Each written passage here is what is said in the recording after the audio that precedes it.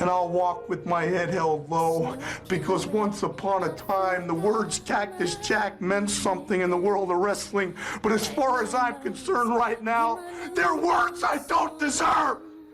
So Sandman, you take the challenge, and you beat Cactus Jack, then away I go to become a full-time husband, a full-time father. And I don't want that. No, Sandman. What I want is you! Bang, bang! It trips me with a frown. I hear a voice, you must learn to stand up for yourself, 'cause I can't always be around. The Workers Club. I love the name. You gonna make up your mind? When you gonna love you as much as I do?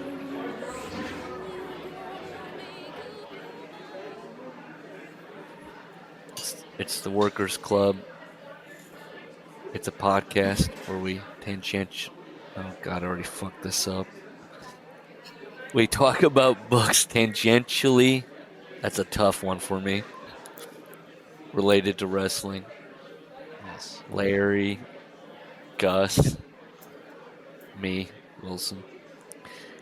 And we were rushing through the last bit because we were, I think, all tired. It'd been a long record. Yeah. I remember Larry saying something like, what are we? And then I was like, let's go through it then. And we just blew by like 2 chapters, like, fuck it, who cares? Because I don't. Yeah, I went into, I'm just going to shut the fuck up and we're going to get through this. Did we talk about Eric Bischoff's lawsuit? Did we talk about that at all? I don't know. Maybe not. Where Mick kind of defends himself. And he was really hung up on Eric Bischoff using the words pleading. That's or right. that he claimed was Eric Bischoff's literally. He said that. Eric No, Bischoff's but that's not from the pleading. lawsuit. That's what he said to the Torch. Okay. Remember, Mick did an interview with the Torch. So Mick. Okay, yeah.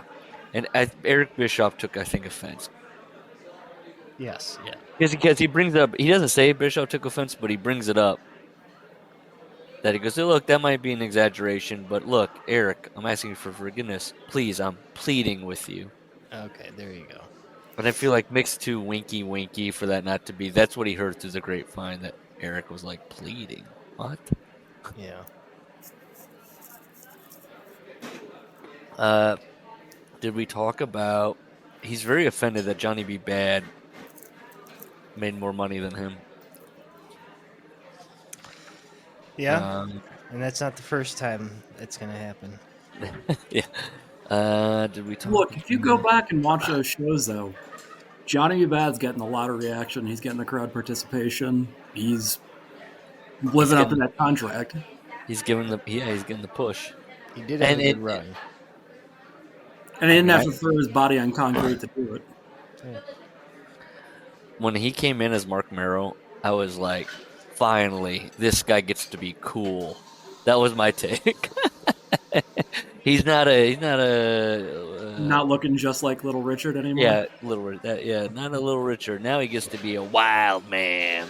All right. So we started at 26. Is there anything else anybody was like, oh man, we missed that? Oh, Mikey Whipwreck. Anybody thoughts? We kind of blew over Mikey Whipwreck. Well, no, we did talk about how we did when. Well, I don't know. I don't know what you're going to say about him, but when Mick said that Mikey worshipped Cactus Jack as a kid, I'm like, I don't think so. Yeah, he brings that up later that people, and he must be thinking about Mikey Whipwreck, people that are worshiping him and his backyard ways, and I'm thinking not wrestlers, maybe fans at this point a little bit, but a tiny bit, but not wrestlers, because he says wrestlers specifically later. Wrestlers are like idolizing him as a legend at this point. Yeah, I liked Mikey Whipwreck. I was in on it. I was like, yes, I like this. I wasn't there for his first run. Because I didn't get hip to ECW till like 98. By then he wasn't doing much. I just liked the idea of it was probably it's a precursor to what Mick Foley kind of did, like on a bigger level. Like this is a guy just like us. Yeah, he keeps his shirt on. He's in, sweatpants, and he's in there, all over the place. Yeah, winning championships. So he brings up, he's bringing Dewey to ECW, and then this is Mick Foley's book, so he has to talk about farting, and he says, "He who smelt it dealt it. Bang bang, you're dead."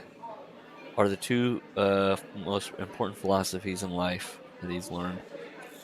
But now he takes umbrage with "he who smelt it dealt it," and he breaks that down in a little bit of comedy for him, not for me. He's talking about he's wrestling Sabu in Hamburg. Oh no, wait, Pennsylvania. Yeah, I was gonna say, wait a minute. I forgot where we were, and I was like, wait a minute, is Brett there? They're in the Silver Nugget in Las Vegas, and he claims they go in the casino area. I pile drove Sabu onto the blackjack table, sending gamblers scurrying and chips flying. Do we believe any of this? So here's the problem I have. Now that I know, we'll get to it later during the Tommy Dreamer match, but the whole like back and forth and the creative licensing on the Bischoff as a homo line from Terry Funk. Mm-hmm. Learning that was not real. Now I've got this sort of like, is Mick using creative licensing here? Is he telling the truth? Okay. And it has jaded everything for me. This specific section, I also wrote many times. Is he confused? Is he punch drunk? He's not recalling it correctly, or he has names wrong, or he's confused about what he says a couple times. I don't even remember who won, but these are like moments in his mind, and up until then it's like move for move, and then he's like, I don't even. I was like, is he just making some of this stuff up a little bit? Well, he also called Sabu an Indian wrestler. I know he was billed from Bombay, and that was part of the gimmick, but I would think he's had a few wrestlers where he's confused about who's who and what they were doing. But I was just going to say, that's from a Herb Abrams show. Right. Yeah, that was so disconnected from his timeline on that is way off. That's true, right? too. Well, no, it's because Herb was so scattershot. I've looked this up before. I mean, that's right, because it kind of started, it stopped, and then it came back. So Mick kind of just condenses all of them into one chapter. But I'm just saying it'd be easy for us to go look that up. Yes, I also thought about that. Is he just suffering? But I feel like I would have seen that before, so I don't think that exists. That would definitely be something that if somebody had it on tape, it's carrying on all the way to now.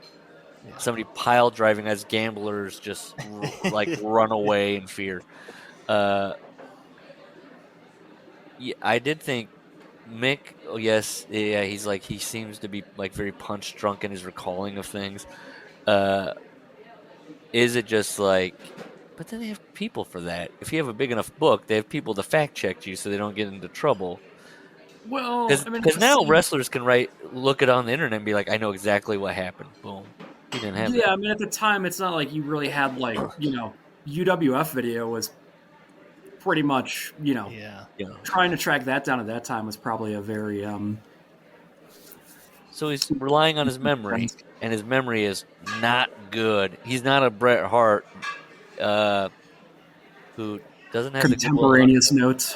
Oh yeah, that's notes. Yeah, Mick was writing this apparently on a plane ride to Colette, like furiously jotting down, and then probably later on the other drafts, that's when the dick jokes came in.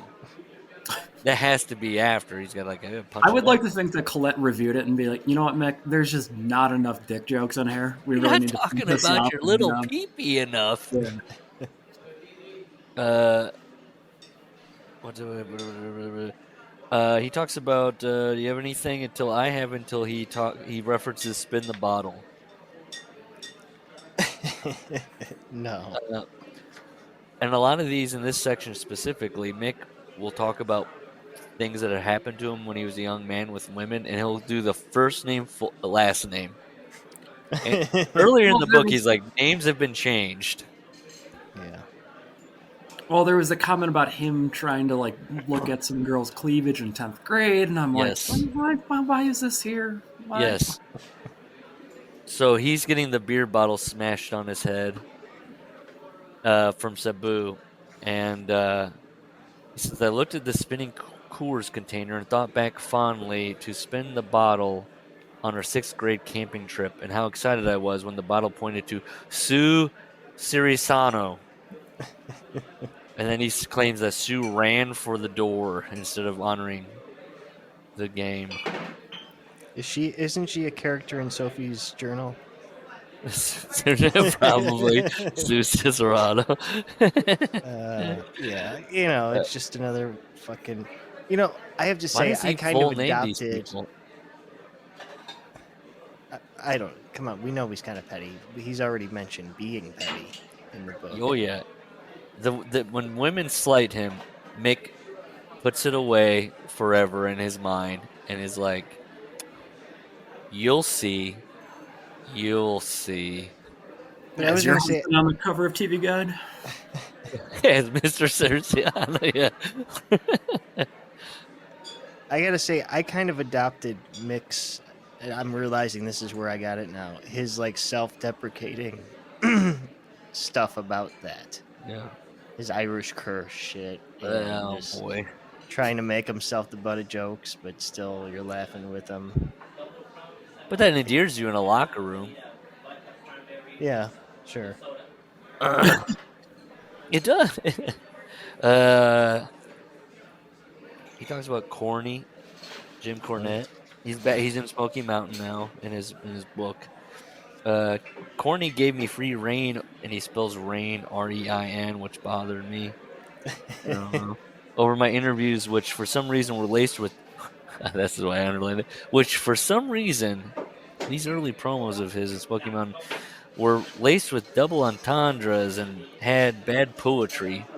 And I was like, Mick, that's been like, I don't know, what are we at here? 50% of this book has been bad poetry of his songs and, double entendres. And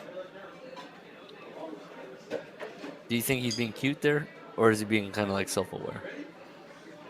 No, I think He's aware that he likes talking about peepees.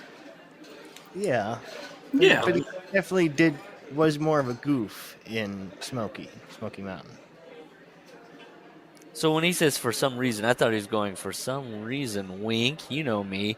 But you're thinking he's going for some Okay, reason. Somebody I was could putting read it this that way. on him. I could read That's it how you that read way. it? I could read That's it that way. I won't disagree. Maybe Cornette saw him and was like, just do what you're usually doing when we sit around. You're talking about PPs and Yeah, why did they go out of business? Cornette. Hey, I sent some matches there. Cornette's the Booker of the Year. What are you talking about?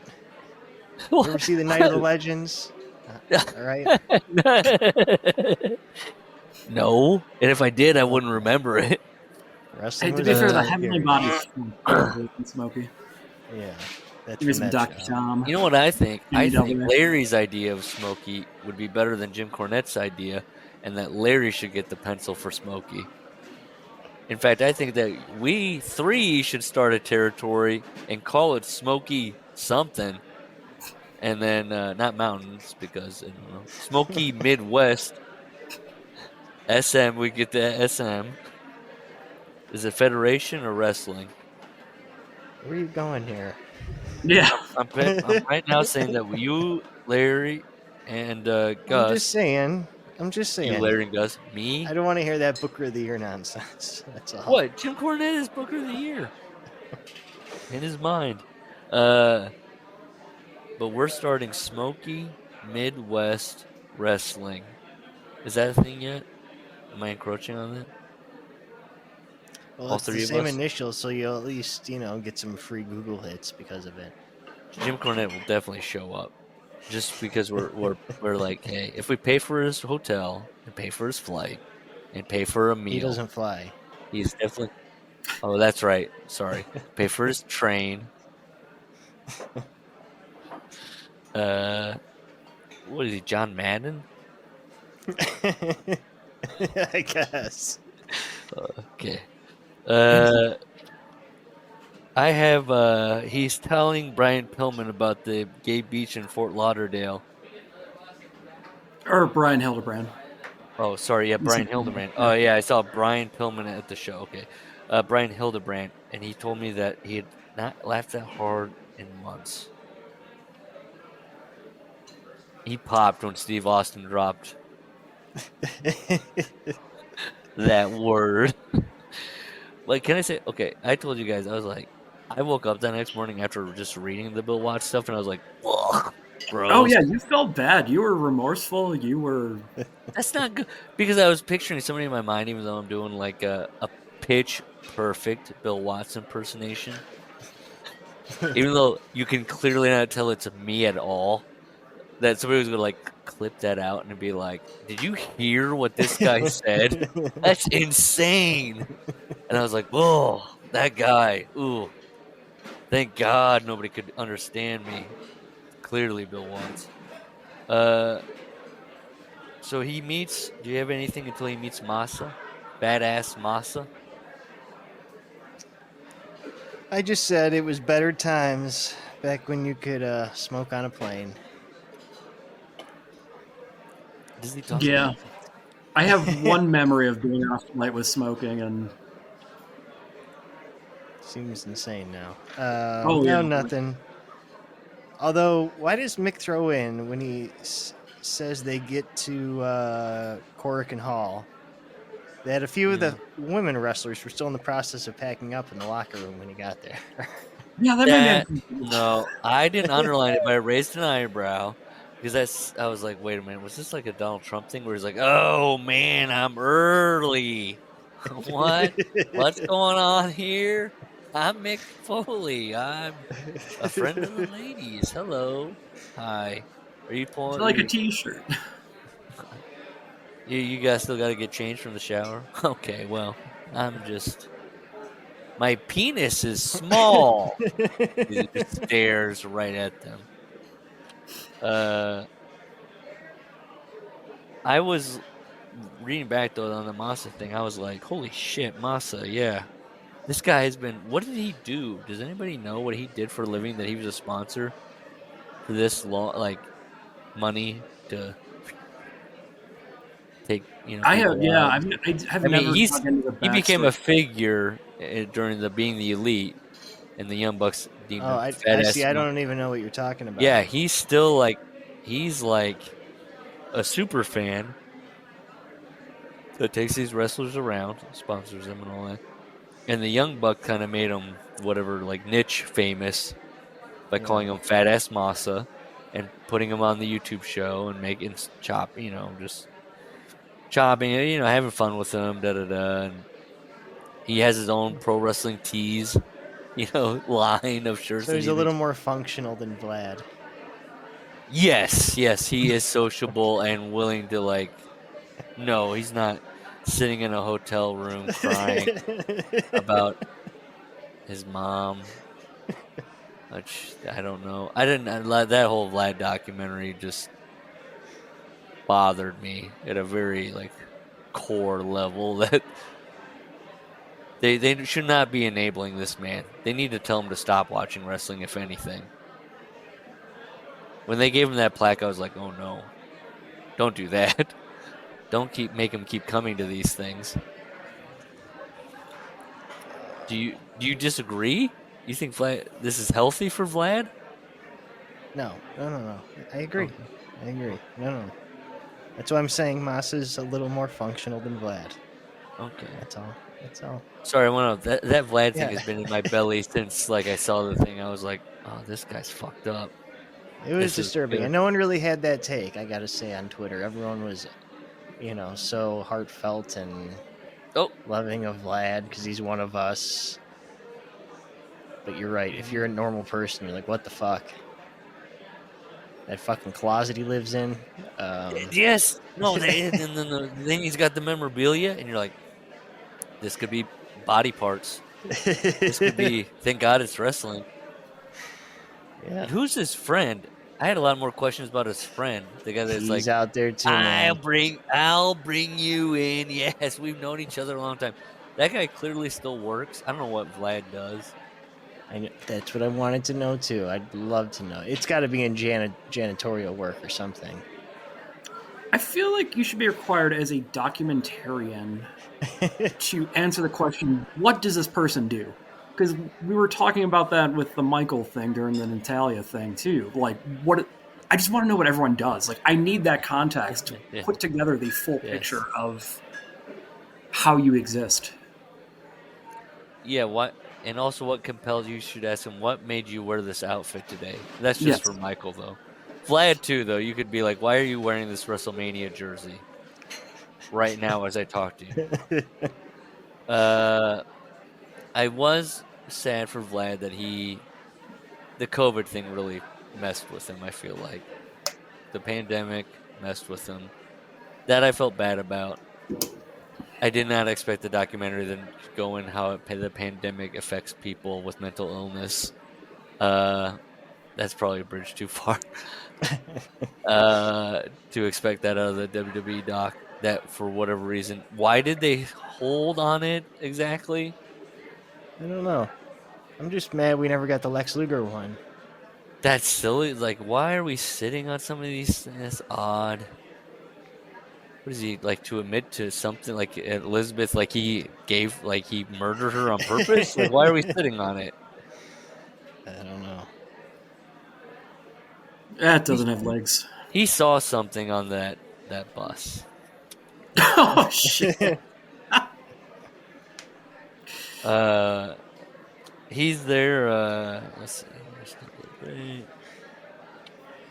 He's in Japan for IWA. Wait, I wrote, there's still debate about gimmick tables. Oh, yeah, he's at the gimmick table. He starts talking about, I go to the gimmick table and I sell T-shirts, And he's kind of, he doesn't know. He wants to be a good guy if he's doing it. He has thoughts on it. How long you stay there. Okay, I keep trying to find info about the indie show I saw with him on it because I can't find any trace of it online. But I found another, it says Cleveland 95 show. Yeah. And it's just a video of Cactus Jack doing his meet and greets in the ring. Oh, so no. I fucking turned it on today. I'm like, if I see myself, I'm going to shit. Because I know I was wearing that Blackhawks shirt. But it wasn't that show. So I guess he was in Cleveland twice. But, right, him doing that shit. That was like the fucking intermission. And he's just standing in the ring waiting for you. Making that money for Colette and Dewey. Yeah, I don't remember what the handoff was. So probably $5 at the time. And it was a Polaroid. So you did the meet and greet. That would make you a prime, because I've never done a meet and greet. I actively did not want to meet the Bushwhackers at a Hy-Vee or Baker's or whatever it was. Because I wrote, there's still a debate about the gimmick table. There are people that are like, it's all these guys that are now stars, spend a lot of time in PWG, and they work in the gimmick tables and hanging their T-shirts on the ropes. And I've heard some wrestlers blame that speak out movement on the gimmick tables. Like, we shouldn't have been that close to the fans. That engages them. That's making, now they're giving out numbers. If they were just, which isn't, they didn't do it at the gimmick table. They would have done it at the bar or whatever, but it's tied into that. There's definitely this debate, especially now with so much independent wrestling and people trying their hand at it, like, what's too much with the fans? Cactus Jack here, Mick Foley, a big star, because people go, big stars, one didn't do that. He's all over this book going, I'm out there schlocking my t-shirts. What do you Is think, this Larry? just a rant for you to defend the No, Bucks by no. saying Mick Foley did it too? No. I just want to know where you guys feel about it. Like, I don't really you give a see, shit. yeah, is Kayfabe's the dead. Do whatever you can yes, do for $5. even if back in 1995, if I would have gone to the Matt head, Hardy was selling his kid deleting someone for $5. so that's what like. If you, I don't think it would. Anybody that's like, oh man, the gimmick table kills the business because you're meeting the fans and having to interact with them like as a normal person, which MJF is kind of turned on it. He's like I feel like one of the few people that just does his Listen, character in person. I've been to those indie shows. I know what those guys are about, even if they're not working the table. Yeah, They look miserable. So There's no mystique. So Larry admits When you see Cornette- Demolition Axe next to the men's room at the high school gym, just standing there in his fucking S&M tights, it kind of takes the aura away from it. It does. When you were watching the match, if he would have done like a surprise sunset flip pin, you would have been like, "Oh shit! The guy in the toilet did that." I just, in good conscience, cannot, as a 40-year-old person, imagine exchanging money with these people for any sort of interaction. That makes me just so uncomfortable on a visceral level. Yeah, the Jake thing was weird. You know, I did the Jake thing 6 years ago now. Right, because he didn't want to... God, what was it? Because my friend brought his own printed pictures. And so it was like $20 for a picture with him, and then $20 for him to sign something. And then he's like, I really shouldn't do this. My manager will get mad at me. I'm just like, oh, Christ. Now I feel like a fucking asshole. Jake's manager is really pissed at him. And... But then he's like, oh, no, come on. We'll do it anyways. Let's take a picture. I'm like, okay. And then he hugged me. My brother and I had the same thing happen to us, except it wasn't Jake the Snake Roberts. It was Johnny Pesky of the Boston Red Sox. And he was there at a game, a spring training game, to sign his book. You had to have his book to get his signature. And my brother was like, he did not say fuck this, but he said essentially fuck this. And he had a baseball or whatever he had, I can't remember. And he got up to the Pesky, and Pesky's a very old man. Even at I believe he's dead now. And yeah, he's long dead. Very much dead. My brother handed him whatever he had, and the guy, the agent or whoever, was like, "Oh, But Pesky was always signing it like, "What do you? I'm an old man." Like, okay. He's like, "He doesn't have a book." Ah, he already signed it. Fuck. Which, if I imagine if you were to Google Johnny Pesky autograph on whatever, it's not that much. Like, what are we doing here? Just let the old man be appreciated. Well, the manager's got to get that cut of the book sale. He's got to feed his family. If I was Jake the Snake and Larry's friend presents me with his own pictures, I would go, "You worked me. I appreciate it." I would have, like, come on, why are you fucking with the guy? There was not a long line, by the way. Exactly. So, yeah, Jake's licking his lips and thinking about what he's going to get up to after this. He doesn't really give a shit. Come on. Yeah. He says, this is the first, I think, instance of he hears the Japanese crowd and they're chanting "Koktu Sus, Koktu Sa." yeah, it's his first tour with IWA in Japan. And they call Terry Telly. Yeah. And I wrote, got it. But he keeps doing it. Well, I was thinking about that too, and then I kind of realized, like, at the time this was written, it's not like there was really, like, we couldn't just, log on to New Japan World and consume, like, every video ever weekend. So it was kind of a novelty. But, yeah, it was kind of also a little bit cringy. I was thinking about this too, about him writing and being like, and then Steve Austin said this word, and then Bill Watts loved saying it, and there were athletes writing books at that time, other people, because we were when we recorded the last thing, we were like, well, it's wrestling and it's the late '90s, and he's very comfortable being like, gay, what? Yeah. But then I think about other books. I'm like, I think it's just wrestling and Mick at that time. I will say very clear at that time.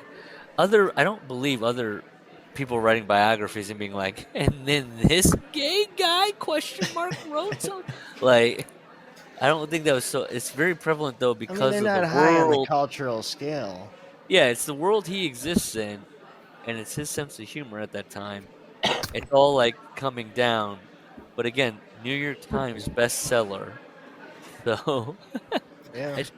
Well, there's a whole thing with the whole New York Times bestseller thing too. It's not that whole thing's a work as well. Well, Tony Khan probably bought 100,000 books at least. To boost the numbers. How many copies does Tony Khan own of this book? Do you think paperback, hardcover?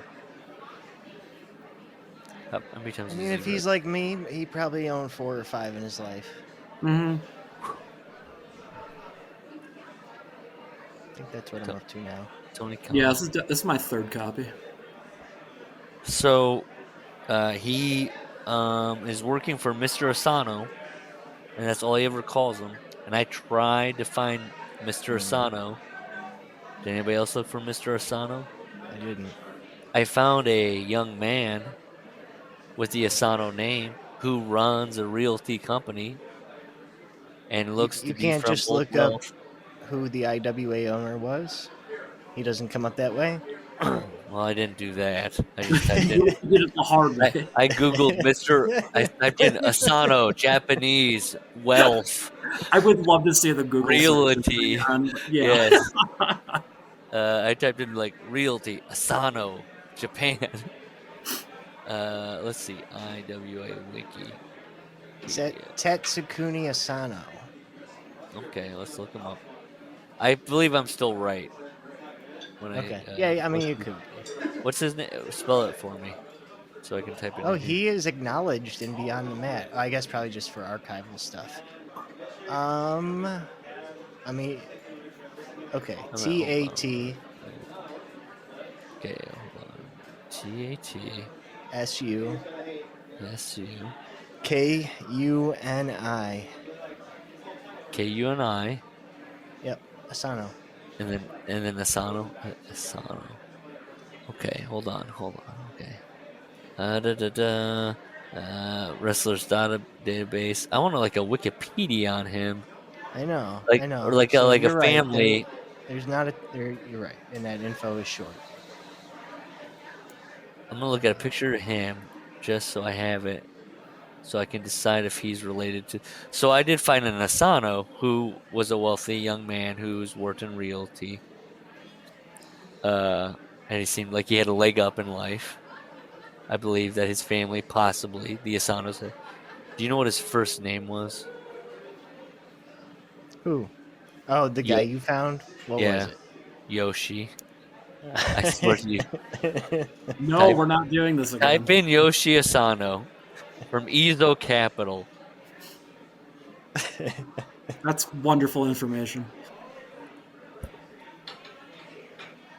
100 million in multifamily via Japanese.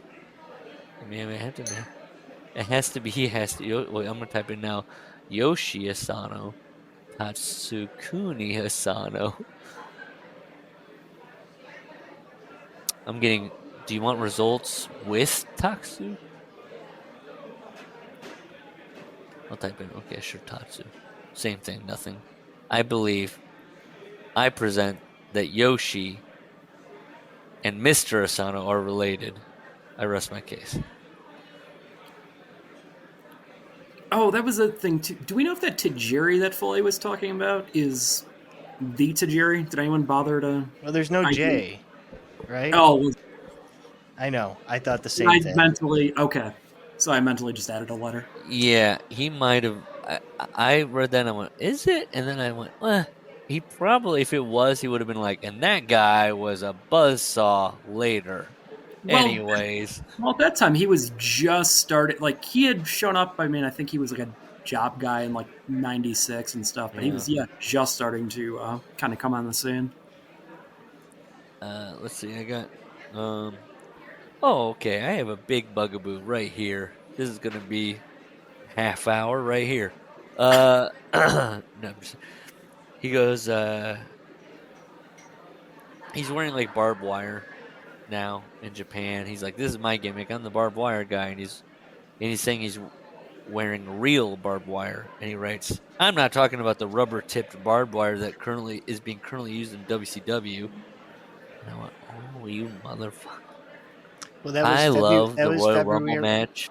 February of '99. I know. I'm just, Okay. hey, are you a man of principle, Mick, or not? 'Cause I love that Royal Rumble match with Triple H. I love it. It's one of my all-time favorites. Well, hey, he didn't use it. Triple H did. Exactly. And it bothers the hell out of me. It's my only whole thing with that match. The only thing that bothers me is when Triple gets that new and oh my gosh, it's nice and wound. It's not. Look, they do a great job of selling the original, and it's clearly real. And then they do the switcheroo, and that's why it's a 4.5 and not a 5-star. Sorry, Dave, who I don't know what he rated it. Do you guys like that match as much as I do? I love that match. And 1 star at least is just from how into Mick Foley was to at me, that it doesn't time. live up to what I remember it. I've rewatched it recently. Really? You really? Ah, man. I'd go like 3.5. I'm going to watch it again. You know what? Also, I had 2 stars for me is just that beginning when he's talking to him. And Triple H does the, oh shit, this guy's crazy. Okay. Just that initial start off. Sure. Which now I know Cactus Jack is probably being like, you remember when we saw that guy's pee-pee? You remember that? The pee-pee in the locker room? He's just saying gobbledygook. It has to be pee-pee centered. Okay. I don't have anything. I don't have anything until. Well, there's the big match with Terry Funk that kind of Yes. crescendos in. And I kind of talked about it last week. It was in a comp I had. I think it was Cactus Jack in Japan. Yeah. RF video. So I know this match well. Yeah, it's weird because there's 40 people in the crowd. But I don't know. These death matches, I don't know what to think about them. I love him. I loved them at the time. And then I probably was trained to hate them. And I watched a few today to do my homework. And I'm like, I liked them.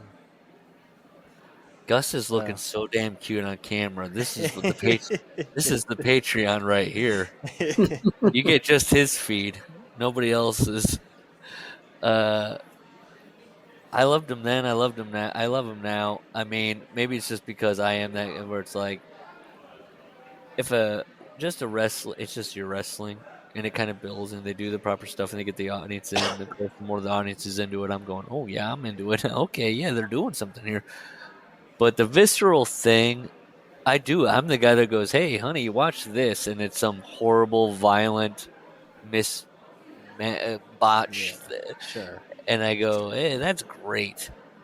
Or somebody's just like, John, clearly on camera is just dragging the razor across his head and poking himself. I'm like, that's terrific. I like that. Because it's just, to me, interesting television. If I saw it, I think at a house show or something, or at like my local promotion, I'd be like, "What are you doing?" You know what? It's not. This is not on TV. Yeah. I went to a haunted house one time out in the sticks. This is '98, I think. So, and they had a tent where they were going to have a wrestling match that was free for the people going into the haunted house. Yeah. These fucking guys both bladed. Working the Lead fucking buckets. haunted. Yes, they had a hardcore match, both lead buckets. Wow. was weird Well, it was in Halloween. retrospect. Yeah. Did you walk up to each of them and thank them for their service afterwards? Like, hey, I just gotta say, didn't have to do it, but you I gotta did. say, I was with my non-fan friends. I was with my hipster friends, and they didn't know what to make of it. You should have folded your arms and been like, It didn't win That- them over at all. No. It did not win them You over. didn't- and then look at me and go, that's art. And point at, hey, you guys are watching art right now. Postmodern. So they have this brutal match. He goes, I proceeded to cut one of the best promos of my life for the video. I was gonna say that too. I don't know. Maybe I tend to just overlook him, but again, he does all these post-match promos in Japan, and they are all awesome. Well, he says even no one could understand what I was saying, and I thought, Mick, don't you think if they're selling in Japan, they're putting subtitles on that? You're not thinking about that. You're confused. You're like, nobody cares. Why did I write shaking my damn head, Flair and his subtitles? I don't know what the fuck I was thinking. I was thinking about Flair, man. I don't know why I was thinking about Flair. My finger. Okay. Yeah, that's why I wrote Flair. The subtitles thing was the other thing. Yeah, he's looking at his hands because of the barbed wire. He goes, my fingertips are grim and painful reminders of the price we pay for doing what we love. And I was like, Ric Flair would look at your hands and just be like, yeah, I don't do that. I don't do that. It's like, why don't put me in this? Well, you overlooked it, but it's from doing the hangman spot in the barbed wire. Yeah. Yes, and he grabs on, yeah. Why does he did we talk about this last time? Did I bring this up? No one asked him to do that. Well, we've talked about that a lot, but also Mick has this thing too where he's like, what are you doing? You're doing like lucha libre? That's stupid. Let me do this dumb thing. And that's the thing of like, okay, so Mick, you can't moonsault. That's fine. But why are you shitting on the guys that can? I feel like he has a little bit of that. So he's looking at his hands. They're bleeding. They're gnarled. They're just I meat. bet Pero Aguayo can use a computer without getting a migraine. Exactly. Well, look, we get into that with the Tiger Jeet Singh thing where it's like, again, Mick, is it work harder or smarter? Yeah. He is the shits, though. Well, yeah. Okay. Have you seen any of this stuff? No. And if I did, I wouldn't remember. Okay.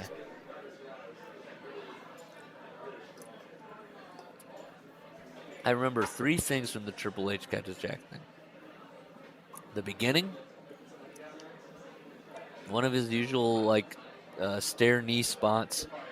Triple H getting stabbed in the leg with like a little piece of wood, so his calf starts bleeding.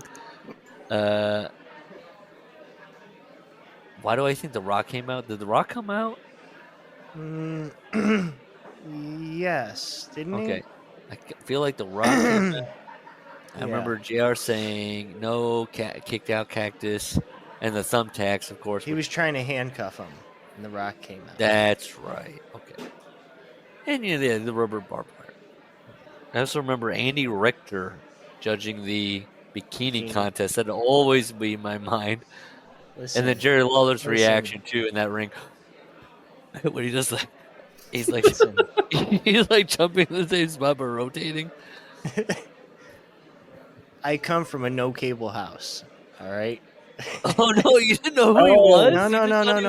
No. Just listen to my Rumble 2000 story. Okay. I convinced my dad to get cable in the fall of '99. As such, we got 6 months of free pay-per-view. Whoa. So you could just turn on, so I got that whole thing on VHS.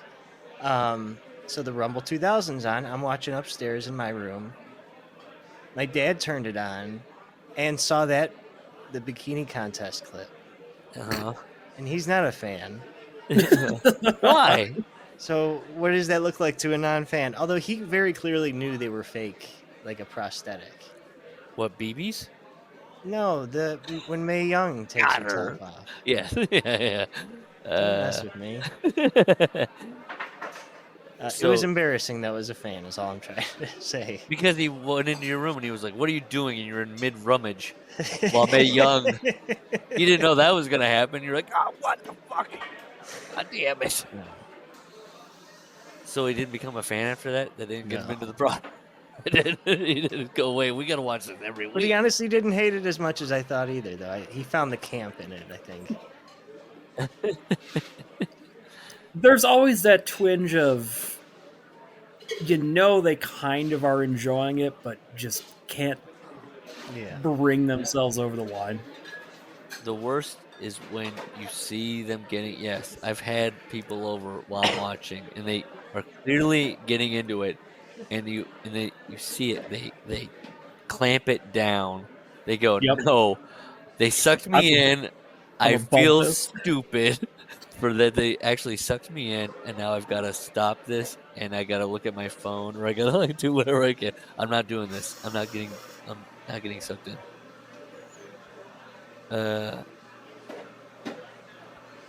So then we get our Owen Hart subchapter. Before that, I just want to say this is a theme amongst the cast. When he goes to rest stops, the menus there in Japan were real basic. When it comes to Western food, most of the time I just opted for spaghetti. So he's another guy that's just like, where are the cheeseburgers? What? I don't want to try. What is this? I feel like now if you were to ask a Seth Rollins, perhaps, he'd be like, God. one of the great things when I'm touring is the cuisine. I get to try all this different food. It's a generational thing where these guys of a certain age were like, you wanted me to go where and what do I got to eat? Don't they got an Outback? You're right. These guys ate at the Waffle House and knew what to get. Now they do it. Hey, let's get corny. Now these guys eat at the Waffle House for clicks. Do with that what you will. Okay. Yeah. Now he's like, Owen. Boom. Owen has died. Nothing notable. But he was just writing about Japan, and then he was like, he looked up from his notebook and was like, oh shit, what? And Owen had died. He says he sees Owen working. Where did the stuff about the Rock throwing a fit? What book did that come from? Rock throwing a fit. Yeah, the Rock was like, I'm riding in the ambulance. He was like, he was very animated and very. Ooh. I kind of recall that story, but I don't know what that's from. Yeah, I want to know what book that was from. To Owen's death? Yes. Yeah. Yes. We need to research that. And we all know, look, I'm not one to allege anything, but. Hey, listen, we found out some stuff in that Brett book. Not that. You want to get in the dirt? Did he bring up the Rock? He would have been like, the Rock was so mad. That's what I heard. No. About Owen, I was going to say. That he was best friends with Chris Benoit? I remember that much. No. Remember in the lawsuit when Jeff Jarrett didn't want to answer the question about Owen Hart sleeping with other women? That was the specific question he was worried about answering. That's right. Under oath. Yes, and Brett's like, Jeff's a great guy for being so above. What a dirty question that was. Well, the answer that we had was, wouldn't the answer just be like, no? Not, I plead the fifth? But you don't want to perjure yourself. I'm not saying anything. I'm like moving my hands now in agreement. Sure. Right. Okay. Yeah. No. The classy one would be like, no, and he never would, and he like throws something at the guy. That's what Brett should have been looking for. Instead, Brett got, I don't want to answer that, and Brett's like, classy, nice. So this is okay. He's wrestling in the Tokyo Dome. It's a multi-promotional show. So, well, you're skipping ECW stuff. Oh. There's not much to say. No. But you're right. Then he goes back for 2 shows. Now, I did look up. He is correct. He did go over for these 2 shows. But they weren't 8-mans, right? It was actually a 6-man, so that's why he's forgetting another person because there was no other person. That's what I wrote. That's where I started getting concerned. I was like, this guy was like, there's another guy, right? There's no Ono. No, but come on, I can't even find info to this day, like easy to access videos of this show. 'Cause believe I wanted to see that match. But why would you So- invent somebody? Because even like maybe the other guy can run. Come on, it's hard. You're being too I've tough never- on his memory here. No, hey, no, I'm not. I don't care how many chair shots You he's can't taken. find this in the WWE WrestleMania fucking book. Have you ever This thought is- back on a time and been like, and then there was Ted, and then there was Gary, and then there was some figment of my imagination, but he was there. That guy I'm inventing mix right up- now. I'll mix up band lineups. And So, lineups. that I've been in. Like I forget who was in them, and Oh, okay. I was gonna say They you're not run adding a together. member to a band. You're not going. it's just like a match. There was Paul, there was John, there was George, there was Ringo, and then there was Steve. You're saying when you were playing It's not music, that big of a thing. I look as okay. So I'm just speaking as someone that's never been like. Then that's when Andy did. Wait a minute, and then there was that other guy in the corner. What was his name? I don't know. I've never done that. Okay. I have only perfect memory when it comes to people in the room. I know who was there. I remember.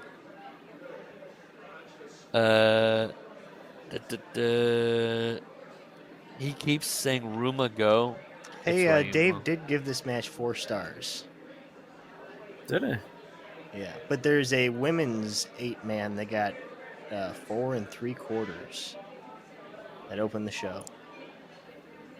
So, But I and can't what find was this- video of What it. was this match? The Mick Foley match was. 4 stars. Would you say 4? Yeah, the woman. Yeah, that's Dave. Yeah, the one got a quarter. Well, also Dave would tell you I'm not a gigantic fan of these types of matches. Cactus Well, Jack Russ- was also the Steel City champion at this time. 'Cause Oh, I was checking out his Nice. indie dates. So, a lot of time. Doesn't in bring that up. Pittsburgh. Yeah. No. He talks about he misspells the guy's name and then talks about he was facing off against 2 masked Americans. And Larry, we both looked at the card. Wait, where is this? What are you talking about? This is on 423. He's talking about the card, and before he went on, he writes Ruma Go. Oh, okay. And yes. and he took on 2 masked Americans, and I Well, looked at the card. and his 2 masked Americans. Yeah. Oh. So Wait, I thought he they're was with taking him. off. No. I took that the other way. Okay. Okay, so then I rescind my thing because then I was like, Mick's inventing more people, and they've got American flag masks on.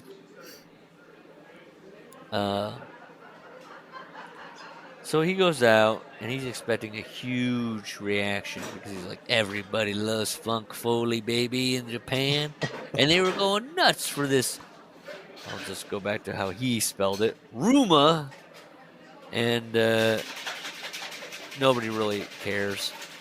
I felt like a big jerk standing out there. That's wrestling. Yeah.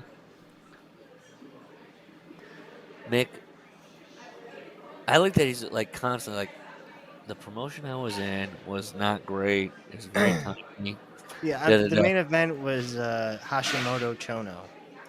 Yeah, and he goes, I went out in front of 64,000 people and nobody gave a shit. I was like, what? Mick, Well, come on. never received any money from the big house that he drew.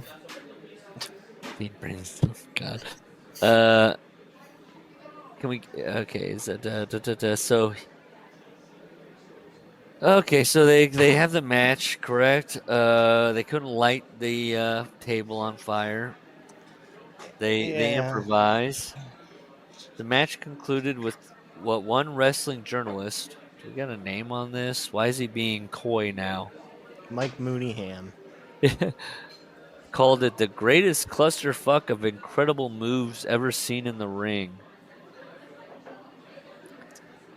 And all Mick really remembers, because he doesn't, right? Is this one of those that he doesn't remember who won? Yeah, he doesn't remember who won, but he does remember vividly that he never received a dime out of that $6 million house. Mick's gonna know, man. $100 a week.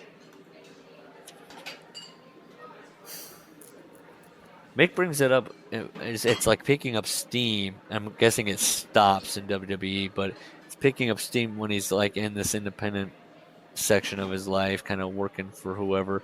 Where, why am I not getting paid for this? Yeah. I'd like to hear a conversation with CM Punk and Mick Foley. I don't know. Is CM Punk not asking about Peacock? That was one of his bugaboos, was the network. Oh, he's just happy to be there, and I'm talk just to saying, the one of kids his at the bugaboos performance was the center. network, so wouldn't he be asking about Peacock? And like, am I getting a cut?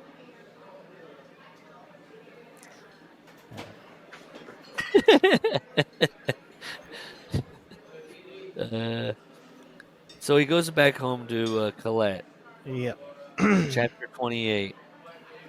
She'd been offered a job with Wilhelmina Models.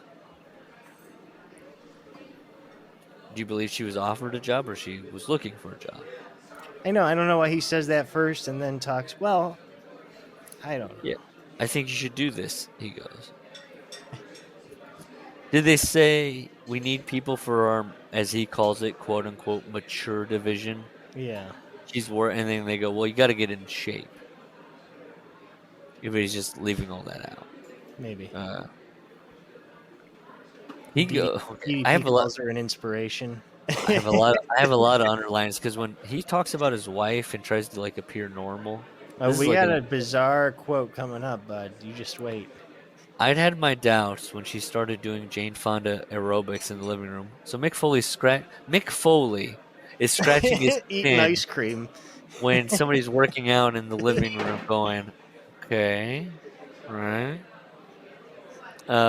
And he's surprised weeks later. Hey, she's still working out. Okay, all right. I was like, "Wow, thanks." So he establishes he wasn't really supporting her. He's surprised she's kept doing it. She was obviously pleased with the results, and with my encouragement, okay, began coming with me to the gym, and then I went, what? That Sting owned out in Atlanta. I was like, didn't he already establish that they owned a gym? Why are they going to Sting's gym? Forgot about that. Go to your own. Maybe the gym's gone. We're going to Sting's gym. And then, yeah, DDP calls Colette an inspiration. Now, did you check out Cactus Jackets while we're talking about his ventures in business? No, what are Cactus Jackets? You can find it on Reddit. He started a mail order catalog during this time period, selling leather jackets. Oh And no! The little catalog has his, he's modeling the jackets. Hang on, Cactus Jackets, Reddit. Oh, I've seen them. Images.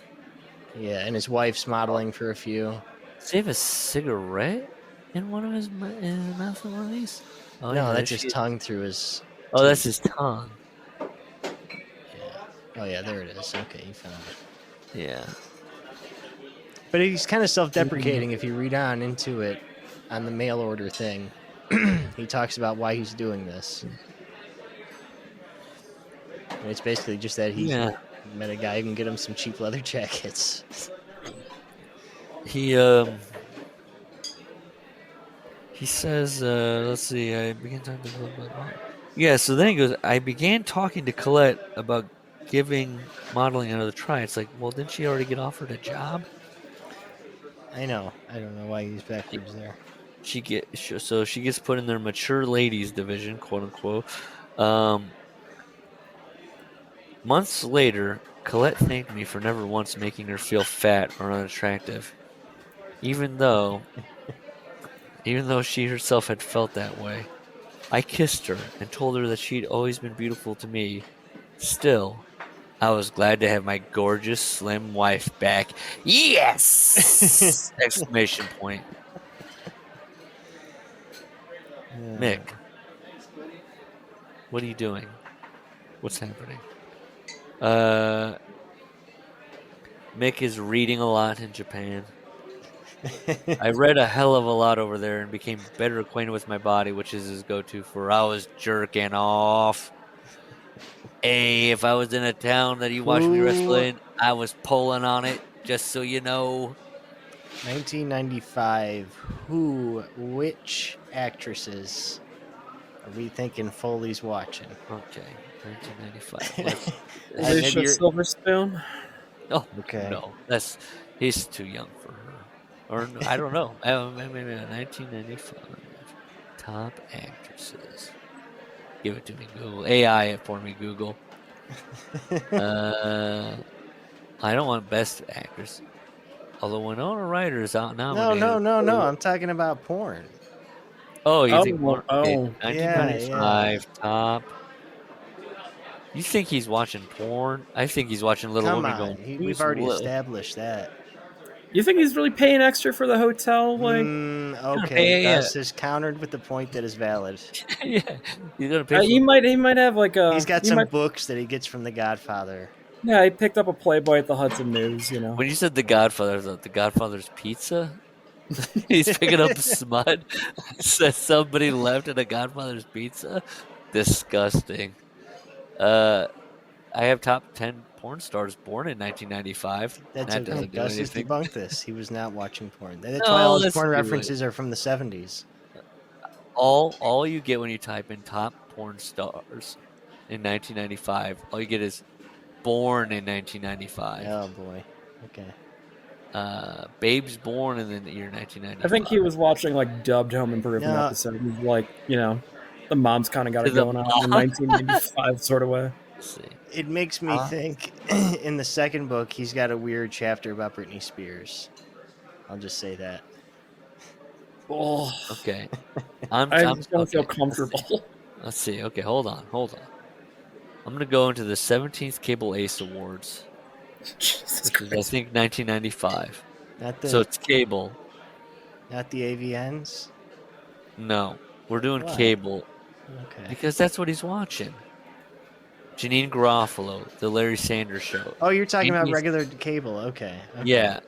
Amy Sedaris, Exit 57, Comedy Central. You think he's to Janine Garofalo, Amy Sedaris? That's comedy. Hold on. Okay. Actress Yeah. How in a about an dramatic special- NYPD Blue, a racy? Okay, Isabella Rossellini Drama. from Tales from the Crypt. That's up his alley. Yeah, I think so. He'd do that. Jennifer Grey from Fallen Angels, Showtime. I think he's got. Didn't he already mention, or he will mention Beverly D'Angelo in Vacation in this book? I don't think he has yet. Yeah, he will. Oh, he will. Or maybe it was in a quote in a magazine, but it's a Mick quote. I know that for sure. Actress in a movie or miniseries.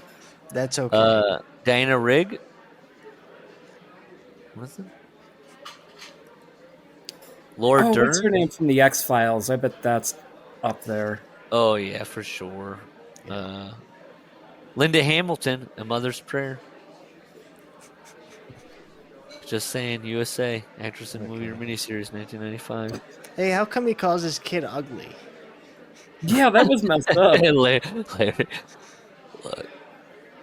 Wait, do you mean as ugly as? Let me look at another nominee. Laura Dern and Down Came a Blackbird in Showtime.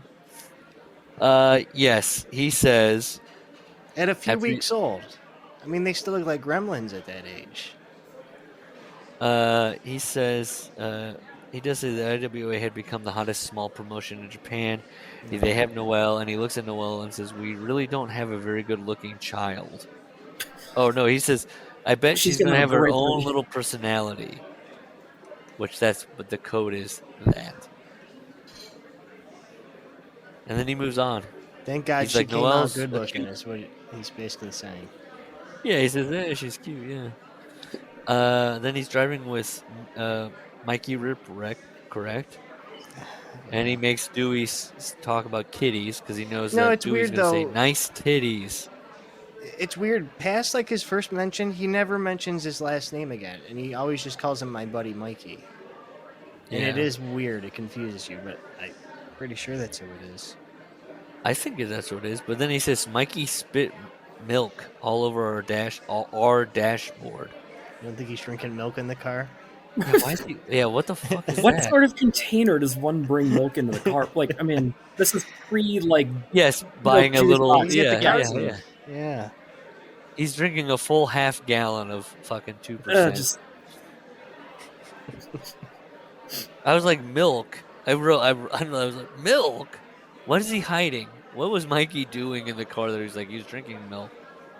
Or does Mick think just milk is funnier? see, we don't know the truth anymore. I also wrote tee hee because nice titties. Kane Dewey. We're at this point. I saw a sign that said Kane Dewey. He's eating shoe fly pie in Amish country. Do we have anything? No. I don't have anything until he just absolutely buries Terry Gordy. Well, yeah, that's where, King of the Death Match. So I just watched Yeah. this. And So had- I did the math. So real quick, I did the math based on his T-shirt against the weak yen. He got paid $210 to do this whole thing, and a can of Coke. Just thought I have to set that context. Well, Wow. he's very proud of himself. I'll say that. So I bought this off of eBay in like 2000, maybe 99. Yeah. So I watched the show a couple times. I thought I'd hate the matches. I still kind of liked them. Just like all I this have- stuff. I have fond memories. And when we get to the finals, which, Mick really loves, it stinks in the middle. The bomb sucks. It was still pretty good. Yeah, I didn't even remember. Well, I was just going off memory. I don't even remember it being that bad. Yeah. Like It where I was wasn't- like, oh, Yeah. No, but as my kind of smarkdom comes around, I probably think to myself, I bet that fucking aged terribly. Then you go back, you're like, no, it's still pretty good. is it better or worse than what happened to Kenny Omega and Eddie Kingston? It's better because their exploding boards, I think, made up for the overall ring explosion stuff. Yeah, Theirs looked 'Cause way they more didn't- brutal. yeah, they didn't Cactus have- and Terry. yeah, And that was also the end of the match too, with Mox. yeah. and Everything was the Omega. crux of that. Yeah. Right. Am I wrong that Kenny Omega was like he alluded that Tony Khan got into legal stuff? He was like, "You will never embarrass me." the people that did it, 'cause they did a test. I think Moxley and both Omega have said, "I wish people would have seen the test because it was wild." And then yeah, when it actually happened, it didn't happen like the test that they did. I don't know what the test would have been. Just more fireworks. It can't be like. I don't know. Anyway, okay, so You think it'd be easy to just blow up a ring around somebody to engulf them in smoke and flame, but have them be Or even- okay? you could even maybe at this point rig the things holding up the ring to like collapse or break. You could Okay. create a thing with rigging where you like do like on explosion, the ring comes down in two, it Yeah. collapses completely. You could fire off well, that might kill somebody if you fired off the turnbuckle posts. While they're Uh, 45 degrees. Yeah, shoot up in the sky and tell people to look out for the steel or whatever. You know what it was? More than anything, it was the sparks. At the end of it, they went, "Pfft," and it went, Yeah. yeah. And then I remember watching that live and going, Eddie Kingston is selling this like he's dead. He's committed now. Oh no, he's committed now. He's gone like more than 10 seconds. He's committed into it now. So yeah, He, Terry Gordy match. Can I read the Terry Gordy burial? Yeah. Terry had attempted his comeback a short while later, but it was painful to watch. The vicious, aggressive Gordy was gone, and in his place stood a confused, sluggish man. His punches and kicks, which had at one point been his calling card, now looked particularly weak. One of my saddest memories was of Terry at an independent show in Chattanooga, Tennessee, where at intermission he took to the ring for Polaroids. Only 2 or 3 fans bothered to pose with one of wrestling's true greats, and my heart went out to him. Even sadder, Terry didn't take that as a cue to leave, and instead stood inside the empty ring for several minutes, smiling his sad Muppet smile. I don't know. First of all, he says Gordy's fucked up from an accident that put him in a coma. I don't know. It's just a fucking drug overdose. It was on a plane, I think. Well, he accidentally took too much drugs. Yeah, no, I know. It's just fucking really cleaning up. You're about to bury him, but he didn't bury him there, so I guess that's okay. Did we I get think- to Corporal Kirshner? Not yet. Okay. Yeah, that's good Okay, too. so- but but Mick- listen, Gordy should have been awesome, and he fucked himself up. I think that's why Mick's so down on him. Plus, he's gonna Yeah. work with him again in '96 when he's even worse. So Mick quotes a conversation he had with Terry, and Terry finds out about the thumbtacks that are supposed to be in their match, and he's scared. His eyes are as white as saucers. Well, that was during a press conference. Yes. Yeah, I want to see this press conference now to see if Terry shits his pants when he hears about So, thumbtacks. this is- And after the press conference, he approached me, and he turns into Vince Russo. Bro, he said in his deep, sad basset hound voice, I didn't know anything about no thumbtacks. And Mick's like, I'm taking this match very seriously, and I'm worried about your punches, so I told him so. Terry, I said, I want this match to look good, and I think maybe to play it safe, you should just hit me your hardest out there. And Terry Gordy says, Are you sure, bro? He wanted to know. Yeah, Terry, I am. Terry looked at me sadly, and I could tell that the words that followed were difficult for him to say. Bro, just help me out there. The original bro, Terry Gordy. I came out of the dugout to the strains of a song by the band Megadeth. Is Mick worried that Megadeth is going to come looking for licensing? No, or- I don't think he knows which one it was. Yeah, I think Now, it's Okay. What's weird Well, is it's so memorable. Remember it, Mick. You fucking. you think things wouldn't be so tight back in '95, but the Japanese tape had overdubbed music. interesting. So it's got some generic, it sounds like WWE Network does. But it was Symphony of Destruction by Megadeth. I There looked you it go. up. So he does he's doing the match, and he's doing an interview after the match with Terry Gordy. Yeah. The King of the Deathmatch commercial video, which would be a huge success around the world, despite the fact that I never received a dime for it. I was like, Mick, that sentence doesn't make sense. Don't put the word "despite" in. That makes it sound like it did well despite you making money. That has nothing to do with the other. That's true. Oh, I'm gonna buy this tape. Mick isn't gonna see a fucking dime. That'll show up. Yeah. I can't believe people bought this thing and didn't know the cut wasn't coming to me. But yes, we now get to Mike Kirshner.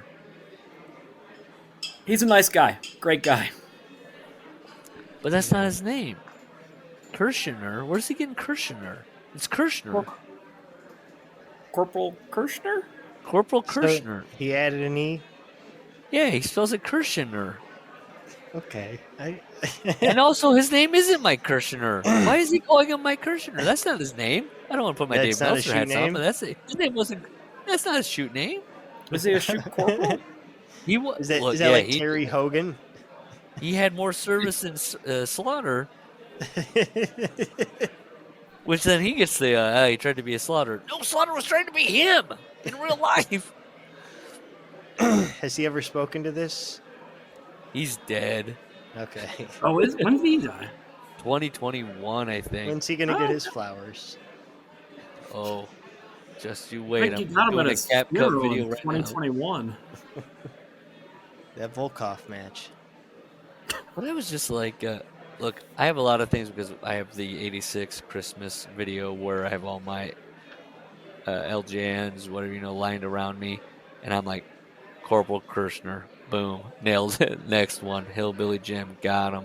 I'm just doing this, some would call it autism or the Rain Man thing where is that not, is Rain Man autistic?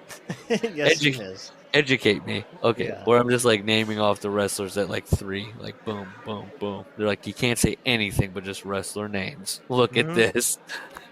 So that's why Kirshner, where he's like, it's Mike Kirshner. And it's like, what are you talking about right now? This doesn't take Google. Just learn the man's name.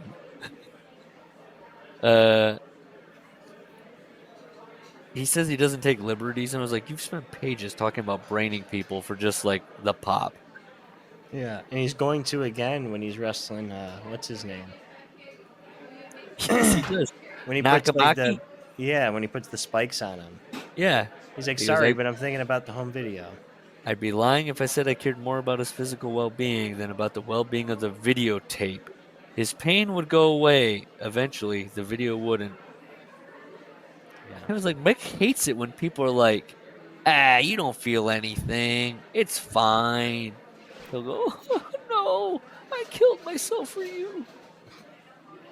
Now Now, we do you meet think Tiger the Jeet's Kirshner thing happened? We didn't mention what it was. with but- the Leatherface. Oh, on his wiki it says it did. Okay. That he assaulted a fan. Well, what's and got in the- trouble for it? What's the source? The source isn't this book, is it? Shit, I didn't look at Oh, that. fuck. That's a good one. I didn't look.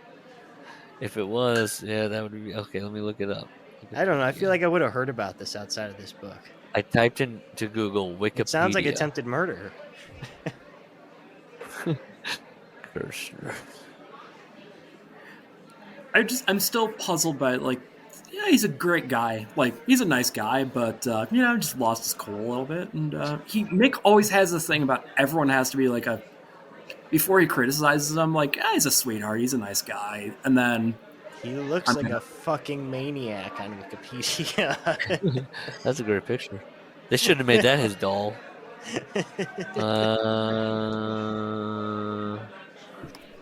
Let's see. Pencil and then left frontal martial arts wrestling. Where is it? It's in here somewhere. Yeah, it's not sourced. Fan. I don't believe it Yep. unless you give me two Yeah, independent which sources. left the fan with severe facial injuries during his beef. Oh, it's during his brief time in jail. Jail for 6 months. Yeah, that's not sourced because you can't source a book. It's from Mick's book. This poor guy. That's probably a story he heard. And if not, apologies to that family that happened to. Or Corporal Kirshner, So, yeah, lacerated. He beats Nakamaki. Tiger Jeet Singh has been Yeah. beat by Terry Funk. And now again, he's just the fucking worst in these. Hey. I don't disagree with self-preservation. I don't even care. But no, he's just an old fucking man just stumbling around, hitting people with the butt of a sword. He comes into the main event. It totally derails the thing. Well, he goes, in some ways, he was a legend also. In some ways. Was he or wasn't he? I don't know. He was the antithesis of Terry Funk. Tiger had done it with a few win. This I love, though. Talk about, yeah, he's the shit. This is how Mick is like, this is how Tiger, can you believe this? This is how Tiger got over. Tiger had done it with getting a few wins over Antonio Inoki back when Inoki never lost. And I was like, right. That's how a wrestler does get over. Give him wins Yeah. over stars. Terry stayed over by constantly giving to other people. Tiger stayed over by taking. Thoughts? Whatever. Yeah, I don't. It's fine. So Mick's in baseball, and he says, "Don't ask me why Japanese wrestling magazine is called baseball. I don't know." Then he says, "I don't," because this is Mick, so he's got to go. You know what else I don't know? Toilets. They're just a hole in the ground to poop in Japan. And then he's like, well, then why, when I did see a toilet, it was fancy? I don't know why. And then he also says, I don't know why versions of the respected news magazine had nude centerfolds. And I was shocked that he didn't write next sentence, and I liked it. Next sentence. Or I became very acquainted with the news in Japan. Yeah. Why is that book where Mick's like, if you want to know about current events in Japan at that time, I was your guy. He says that Tiger sees some photos of him in baseball and goes, we got to do a thing together. We got to work together. And this is where he's thinking about Dan Severin. Because he's watching Tarzan Goto. Oh, yeah, he's watching Severin. You're skipping to that now, right? He's right about that too. That is a hell of a match. Yeah, well, I have a thought on that. I haven't seen the match, but he's flashing forward. He's talking to Owen Hart, and he goes, "How's Severin as a wrestler?" And Owen says, "He's a nice guy." And he goes, I don't think Mick said this, but Mick really wants to make this joke up thing. So he goes, I stopped and called to Owen again. Owen, I didn't ask you what kind of guy he was. I asked you how the match went. And then Owen said, he's a really nice guy. Wink. And then he was, Dan never really could make the transition from Ultimate Fighting to sports entertainment. And I was like, because then he's like, man, this was a hell of a match. And he's like, yeah, because he's wrestling. He's wrestling in the match. What do you mean he couldn't make the... No, it's kind of a brawl. That's why it's fun. But I mean, like, does Mick really think it's like a slight against a guy that he didn't fit in Vince McMahon's mold of what wrestling is? Well, yeah. Dan Severin can pro wrestle. But yes, he's not going to go out there and like put a wig on his head and like do a comedy bit. Sure. What do you think Owen's thing was? Is that a Stampede Hart thing? To be like, he's the shits. Like, what did Dan do? He's painting him in a good light. That's all. He's just saying he's a good guy. Mick's painting it as an insult. Yes, but it's an insult that a nice guy would make because he doesn't want to be mean. Okay, so do we think Dan Severin is a good wrestler or not? Owen says no. I would put him below average. Okay. In terms of Gus? overall character and presentation. Yeah, I mean, he wasn't anything special. I never would go out of my way to, Now, what if they had given him the Ken Shamrock gimmick? Before Ken, they gave it to him. He's such a dad-looking dude, though. Yeah, and he sounds kind of fucking goofy too. Yeah, like, I think that's a lot of it right there. What Gus said. Yeah, that Michigan accent is rough. I know. And like Shamrock just came off as like this unhinged ball of energy that could just fuck you up for no reason at the drop of a hat. Where Severin's if more of Dan a Severin had come along a little earlier when that kind of mustache and that kind of hair, that kind of look was in. Oh, he would have been money in like probably like Mid-Atlantic circa like 1982 or something. And he wouldn't have even had to say anything. He could have just looked in the camera and just given a mean face and done the breathing. I bring in Paul Jones to manage him, and what about like a Gary Hart or like one of those guys? Oh yeah, a charismatic standing next to a guy that's just staring. He's Skandor Benoit Akbar, staring yeah. into the camera. Man, can we? Oh wait, I was gonna say, can we sign Dan Severn to book in the turret? We beat him with Hook. I think we had Hook beat him, We did, yeah. Remember we discovered Dan Severn still and has he was not modern happy day about it. podcast, and he's kind of a giant piece of shit. So, That's right. Then he had the weird. I think he had a fisting on his face. I forget, it was like with another ex-UFC guy. Like, they just have like, we can't be canceled. We're guys telling it like it is. Like, They're fighting for the same pennies we are. yes. That's sad for Dan Severn. That's not sad for us. That's sad for Dan Severn. Correct. Yeah, I mean, Do we have more listeners than Dan Severn? Not yet, but soon. No, but, hopefully someday we're both at a convention together and, we can talk it out like men. Do you think Sean Oliver goes to conventions? Because we're gonna Absolutely. get some nasty Oh, looks. yeah.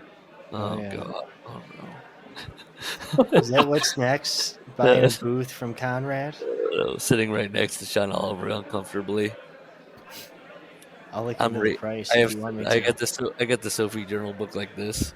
I'm reading it again. I'm reading it again. Ooh, it's pretty good.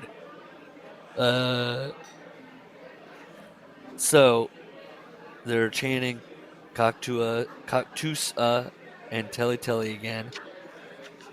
I'm going to question 30,000 people. You can watch the show. 20 What do you might be, think? 20 might be generous, but 20, it's solid.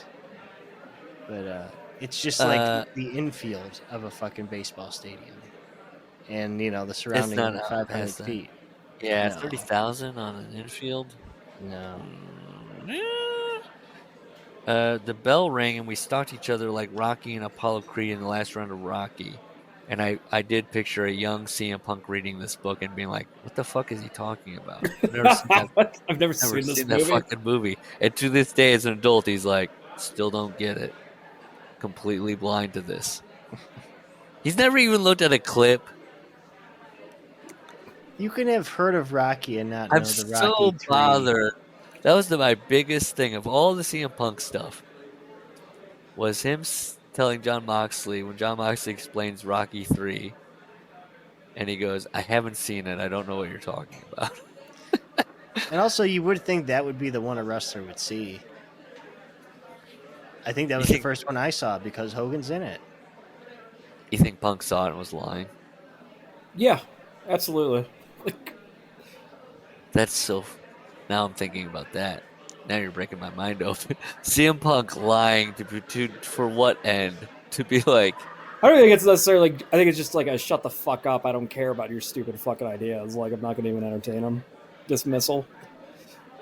and here John Moxley is, like all of our great fan favorites, visualizing wrestling like a movie.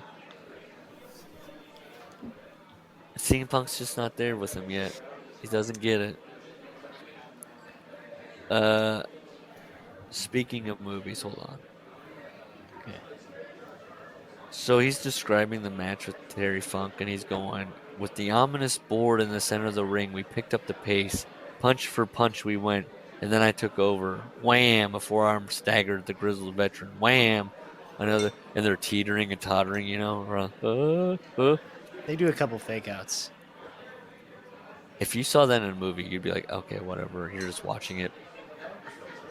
Wrestling is so dumb. Because when it happens in wrestling, you're like, oh shit, here we go. And you get engaged, you get excited about it.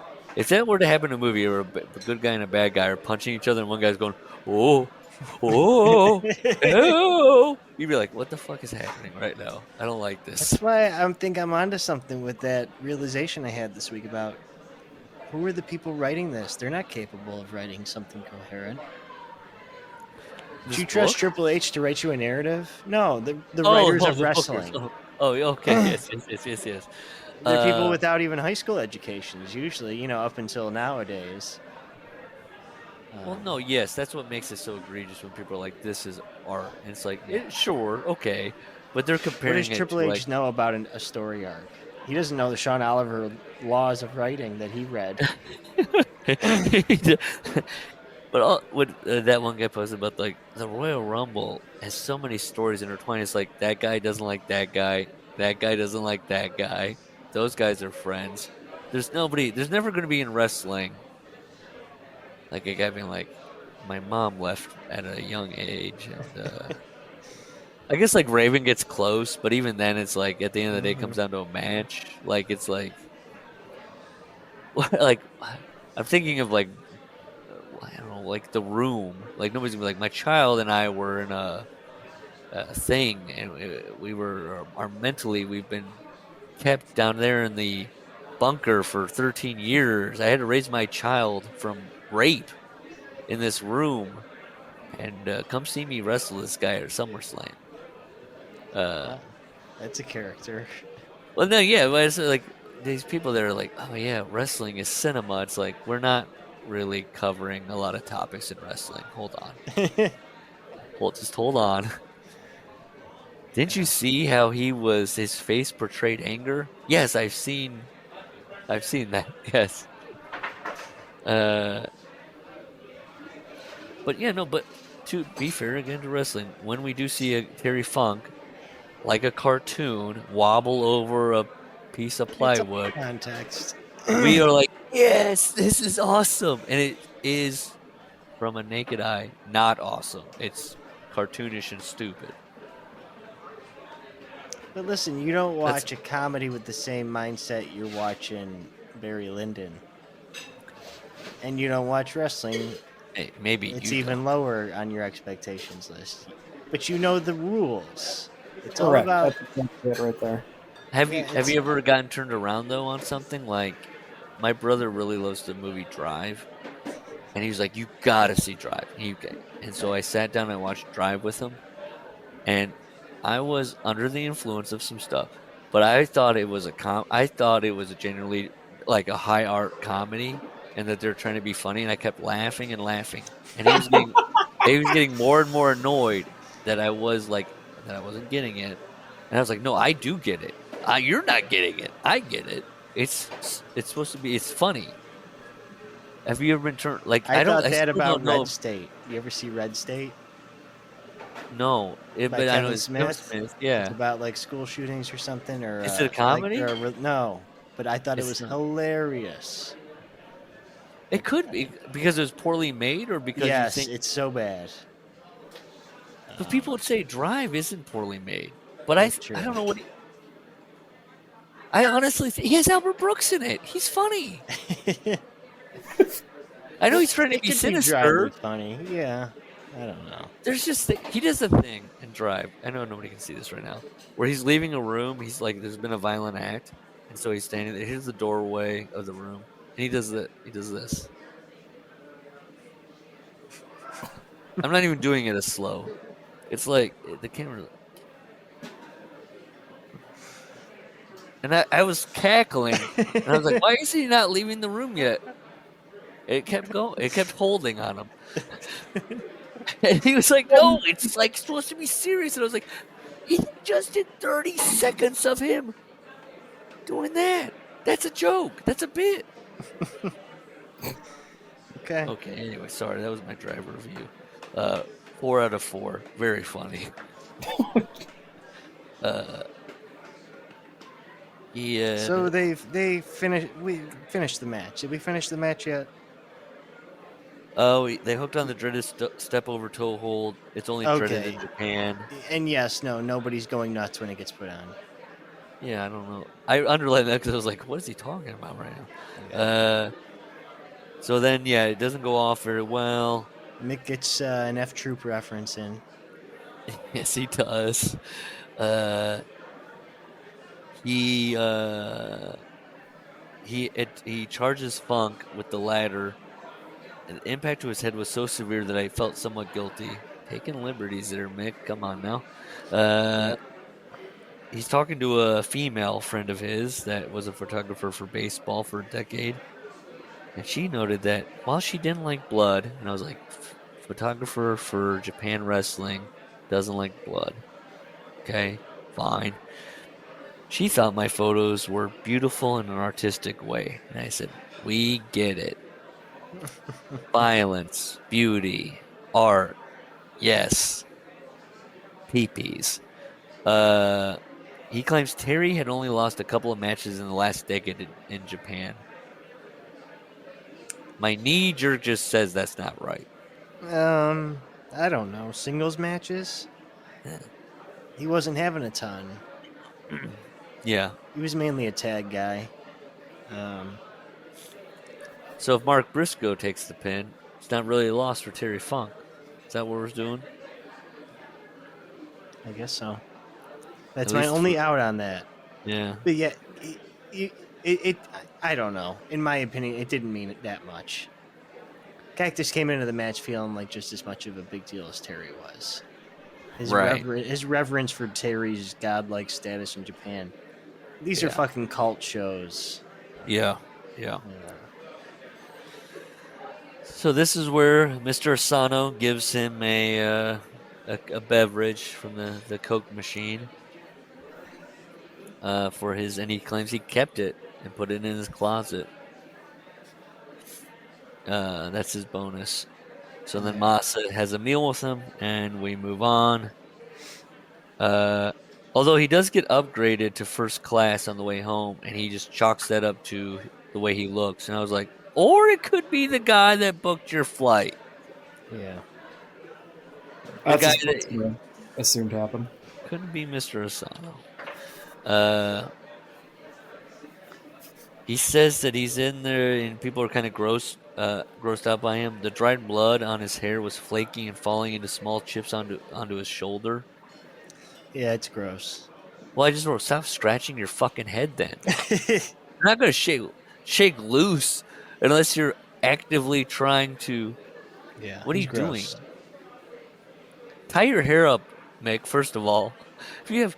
Okay, first of all, he goes, I couldn't shower because of the stitches.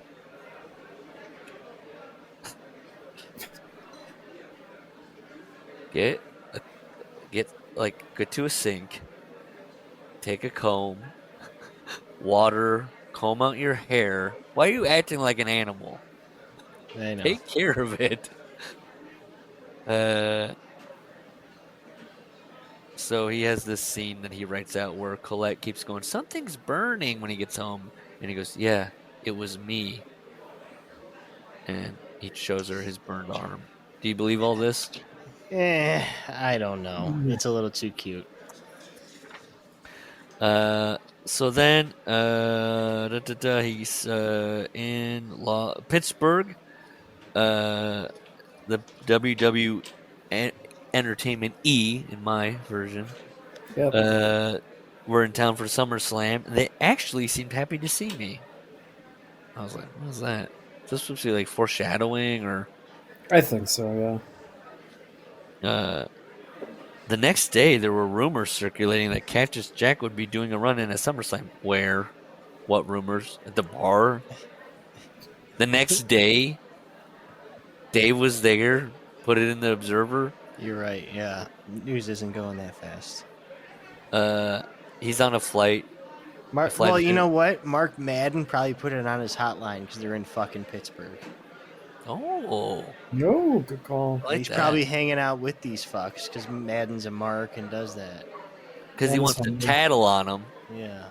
He's Yeah. looking out to call WCW. Oh, Ted Turner. I made some weight comment to Mark Madden today. I don't remember what it was. Okay, to be clear, who runs the Workers Club Twitter is Larry, and he's ornery. He's got. Why did you? What? I'm trolling for clicks, baby. That's all I'm doing. People are going to go, that's the podcast where they fat shame. No, Because we don't do. Because poor Mark Madden. Now I got to look up Mark Didn't we have a Madden. beef with Madden before? Yeah, I think we got Yeah, on the other Twitter, I Yes. spent probably a good week just emotionally abusing him. But Which then we said at the time, he's engaging with this account. That's not good Oh, for his Madden mental will health. vanity search you. Okay. All right. I'm looking at Mark Madden's Twitter profile.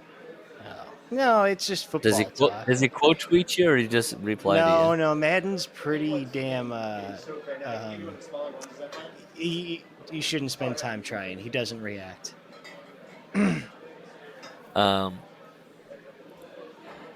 So,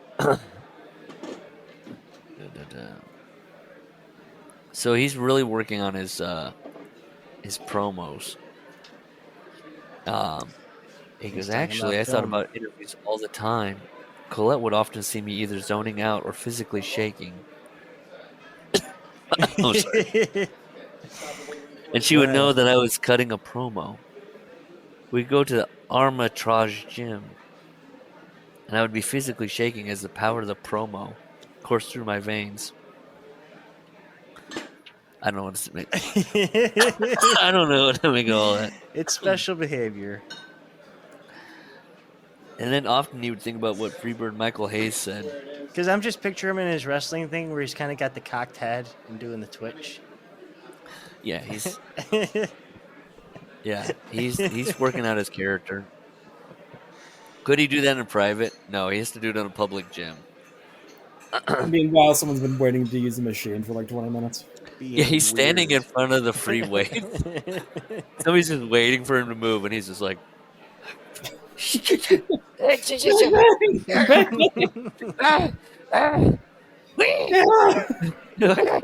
you're like, what's happening? What's going on? I just want to lift the 5-pound. He goes, let's see, where's my at here? So Freebird Michael Hayes. Sometimes when Brett and Mick talk, it's like they got lessons from guys, these mentors, and I think maybe those guys just took like creative writing 101, and then they impart that onto and Brett and Mick. That's what I'm like, saying whoa. about wrestling in general. Yeah, Anything blows their mind. Whoa. So Michael Hayes tells Mick, and this blows Mick's mind. A heel he should feel that his actions are justified. It doesn't matter how far out his motives are, as long as he feels he's right. Mick, the best villains are the ones that think they're right. And Mick is... Let me see. I wrote something here. Because Michael Hayes gave him this advice, and Mick was like, yes. I wrote, Mick just loves guys who use the hard R. Bill Watts, Michael Hayes. If you're using the hard R in your life, Mick's turning that ear and going, what do you got to teach me? He's an Irish guy from Long Island in the 60s. I don't know. You think Mick's using the hard R? No! I didn't say that. Did we already say in the last episode the Dr. first question Jack Mick might ever have. used? Dr. Jack might have. Is the first question in the a interview. student got suspended on the basketball court. Mick, did you ever use the hard R? That's the first question. Click the zoom in. So Mick loves Max Cady and Cape Fear. That's his favorite heel, he says. Yep. Yes. He has an odd read on the movie, to me. He watches it and he's like, he's the good guy and Nick Nolte's the bad guy, and because he's weak and he's There's wishy-washy. Points of that in there. But because Nolte did sit on evidence that might have helped Katie when he was trying them. there are shades of gray. But he presents some of his behavior. It's like, well, he knows that Katie's a psychopath. And a lot of it is like Nick will be like, what can I do? This guy's free. I can't do anything. I know he's a bad guy. Yeah, no, you're right. You're right. The overtones are only there to make it interesting. No one's rooting for Max Cady. He does write, my favorite scene in any movie besides Reed Rothschild asking how much you squat in Boogie Nights, right? Played by John C. Reilly. Yeah. No, he is correct in that. That is a very funny thing that John C. Reilly says to Mark Wahlberg. That's Foley tremendous. loved Boogie Nights. For many reasons. Yeah. Many his reasons. era, man. He knew all those guys.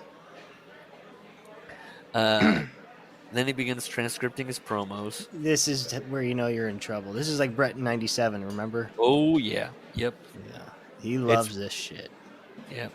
and it's good.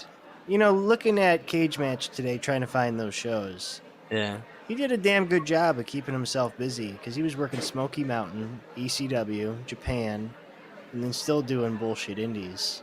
Yeah. He was working his ass off this year. And that's probably what, he seemed to, like he was plateauing in WCW. It wasn't like his promos were like on fire or anything like that.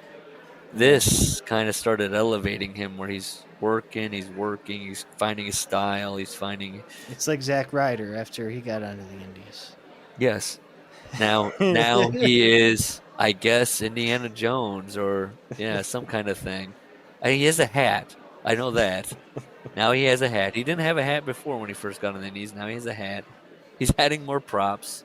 I don't know. He's king of the indies. That's what he tell you. I haven't seen the woman with him lately. She was part of his act. Oh, the Steph gal, I think her name's Steph Yeah. something. Yeah, she wasn't showing I don't know much. what's up with that. Maybe some kind of visa issues. I read this whole, the Kane Dewey thing, Yeah. and I wrote at the end, Scott Hall definitely asked Mick if the Kane Dewey sign was a work. Yeah. If he would have heard this story, he would have been like, so who put the sign out? Whose idea was the sign? It's an interesting take. Nothing real can happen in this world. Nothing's organic. The response to the interview was overwhelming. Mm-hmm. Yeah. Many longtime fans thought it was the best interview of all time. I don't know who the fuck he's talking to. I know. This is that thing where you're just like, here are my flowers. I don't know. See, it's problematic that he's listening to many longtime fans. Like, what are you reading to know that or talking to? Guys in your neighborhood? That'd be okay, but I don't think that's what he means. Yeah, is he on rec.sport.pro wrestling? No. But it would be, maybe it is his friends, but it would be sad to put in. My friends thought it was the greatest thing I'd ever done. It's like, well, Danny Zuckerman or whatever his name was. Sarah Calcagino was like, Nick, I loved it. Tommy was now seen as the underdog, standing up for his hardcore beliefs against the evil empire, parentheses, WCW, and his evil emperor, parentheses, Bischoff. I just liked that he had to be like, just to be clear, these are the characters. Yeah. Hey, ECW fans hated WCW and Bischoff, but at least they respected Vince. Listen, I don't know. Gus has watched a lot of ECW of this time period. Have you watched this angle? I have, yeah. I feel like the storylines are a little less important than Mick makes you think. Oh, they absolutely are. Yeah. Not everybody's getting all these subtleties that he thinks he's throwing in. Basically, No, and a it's large part of that crowd is just, let's show up to the big card once a month, be rowdy, have a good time. What do you think about Pretty? Maybe I'm being hard on him, but he's not making Cape Fear. He's romanticizing it quite a bit. Especially at this time, too. That's like, it's not peaks. I think wouldn't peak romanticizing be when they did the one-off show. Yeah. But this still is ECW's kind of like, if you talked about in this book, I remember thinking, yeah, baby. Yes, ECW. I love it. Yeah. Not, we loved it? At what point is this? Are they on TNN? When was this published? No, This is the syndicated show. Yeah. Still syndicated in 1999? Okay. Which by I had 99 to... they were on TNN, yeah. But they were on at this TNN. time with Mick, it was definitely spotty syndication at best. I remember when I finally realized that what channel they were syndicated on, that I could get them, and then I remember when the TNN thing being like, oh yeah, I legitimately thought they were gonna blow up to be the number 2. Oh, I thought so. Yeah, absolutely. Whoops, wrong. I do like when he goes. It's something we see in this bad writing we see over the books we've read, where he goes, To them, Bischoff was nothing but a pretty boy whose goal in life was to lure away ECW talent with promises of big money and better recognition. Come to think of it, he did lure away a lot of ECW talent, and they did get big money and better recognition. It's like, is it burn? I don't understand what we're doing. So okay, he is that guy. I think he's just saying that they hate him for being pretty much what he is. Oh, okay. I felt like, sometimes I feel like Mick's trying to take a dig, but he's not a good enough writer to take a dig, so he's kind of like half-heartedly. So, okay, I think you're reading it. Yeah, you're reading it correctly. I'm reading it wrong. Because we do get a lot, I feel like, in these books where somebody goes, this guy was such and such. And it's like, okay. And then he was. And it's like, so why did you write the lead up to that? He talks about the guy that actually had the Kane Dewey sign. And Stevie Richards saw him in a gym. And the guy goes, I thought he knew it would be a joke. He moped to Stevie.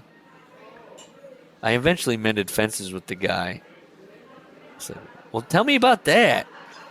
Tell me about this guy. Where was that at? I don't even remember that. This is at 466 on paperback. Yeah, I don't know. Because he goes off on moves again. Yeah, wrestlers should look to me as their role model and hurt themselves as a result. And I was like, who? Mikey? Mick According Grimes. to you? Yeah.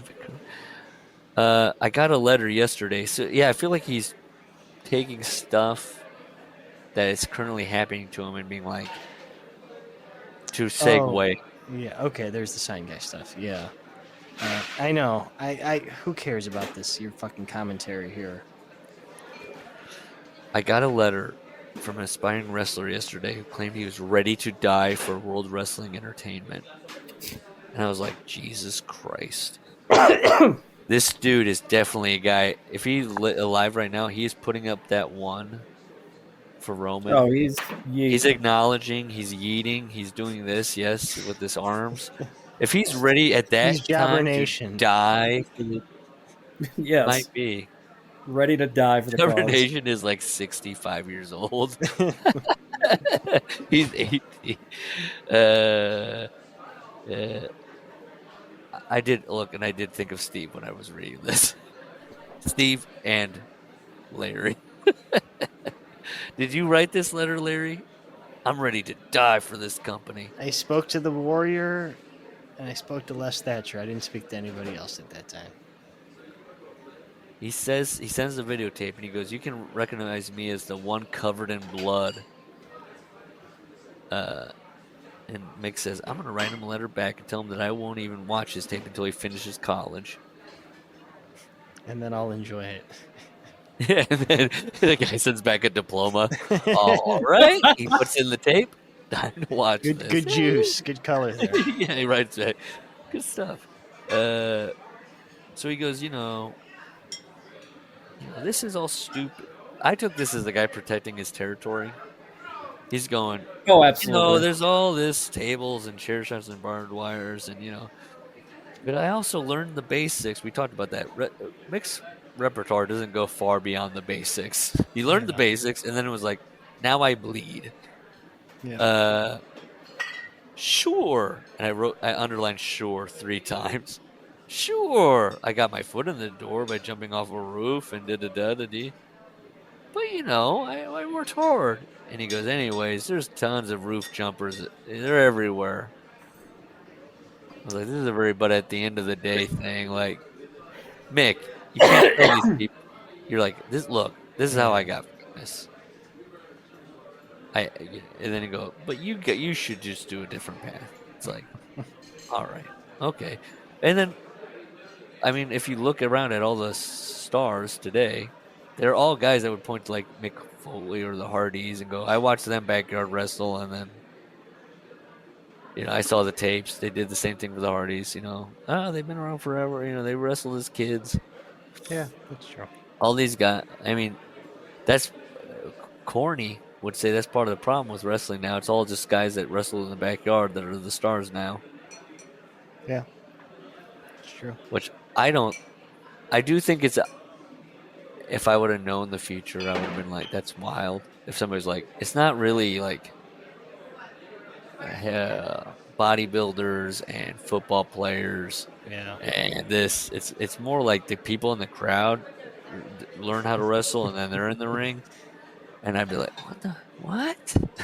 I'd be confused. I would have been confused. They're like, yeah, like you, but you like have like 20 more pounds on you. And then like you're doing like a Hurricane Rana on your head. And I'm like, okay, all right, I'm listening. Let's see. Then he does a needless jab to Taka. Mm-hmm. Undertaker gets more reaction by diving over the top rope twice a year than Taka Michinoku does doing a twisting Sugara every night. Yeah. You think Taka read this book and was like, the fuck? I mean, he's right, but why? Nah, you can't knock take. Come on, you can't argue against that. It's true, but it's also like, that's also just kind of like, well, Taka Michinoku is also not being presented as like an ethereal being.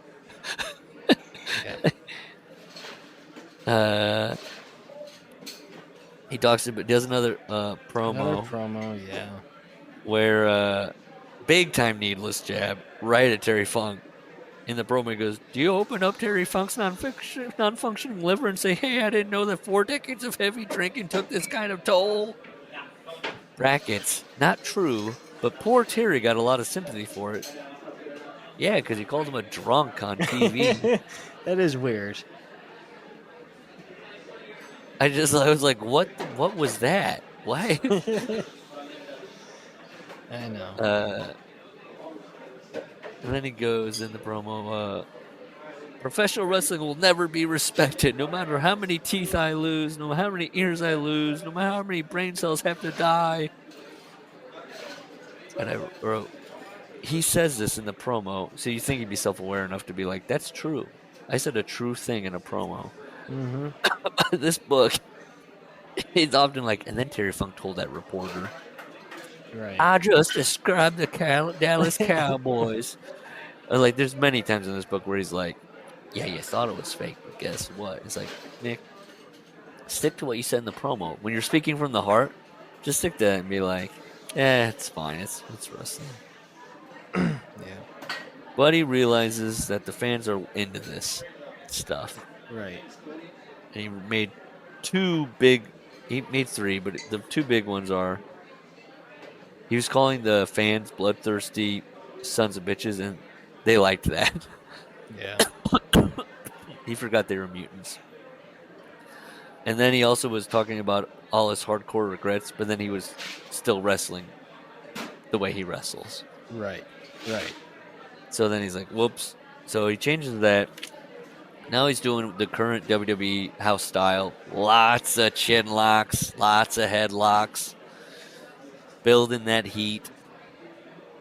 Paul Levesque is watching and going, I'm going to train everybody to do this in NXT. This is a masterclass. Bill Alfonso comes out during his I know. I don't know why he's recapping these matches like they're WrestleMania main events. This is it. This is the thing we talked about with Mick Foley, where it's like, why are we going through this fucking match by match, move by move? Tell me what Tommy Dreamer said to you in the locker room. Like, give me more about your opinions on these guys. Right. The Funker cries out. What was Dreamer's dick like? yeah. Did he walk around naked? What religion was he? You could tell by the way the suspenders hung. What? Funker goes, I'm going to knock your goddamn dick in the dirt. And I just always wrote, that's always going to get an LOL for me whenever he says that. I love that phrase instantly every time. Yeah. He talks to Funker cries out, Bischoff is a homo. And that gets Cactus to run out of the locker room to fight. Those are fighting words for him. Yeah. And we found out that never happened. Correct. Yeah, that phrase never happened. Maybe Terry said it when he was moving. He had the mic with his other hand. He moved it over his mouth.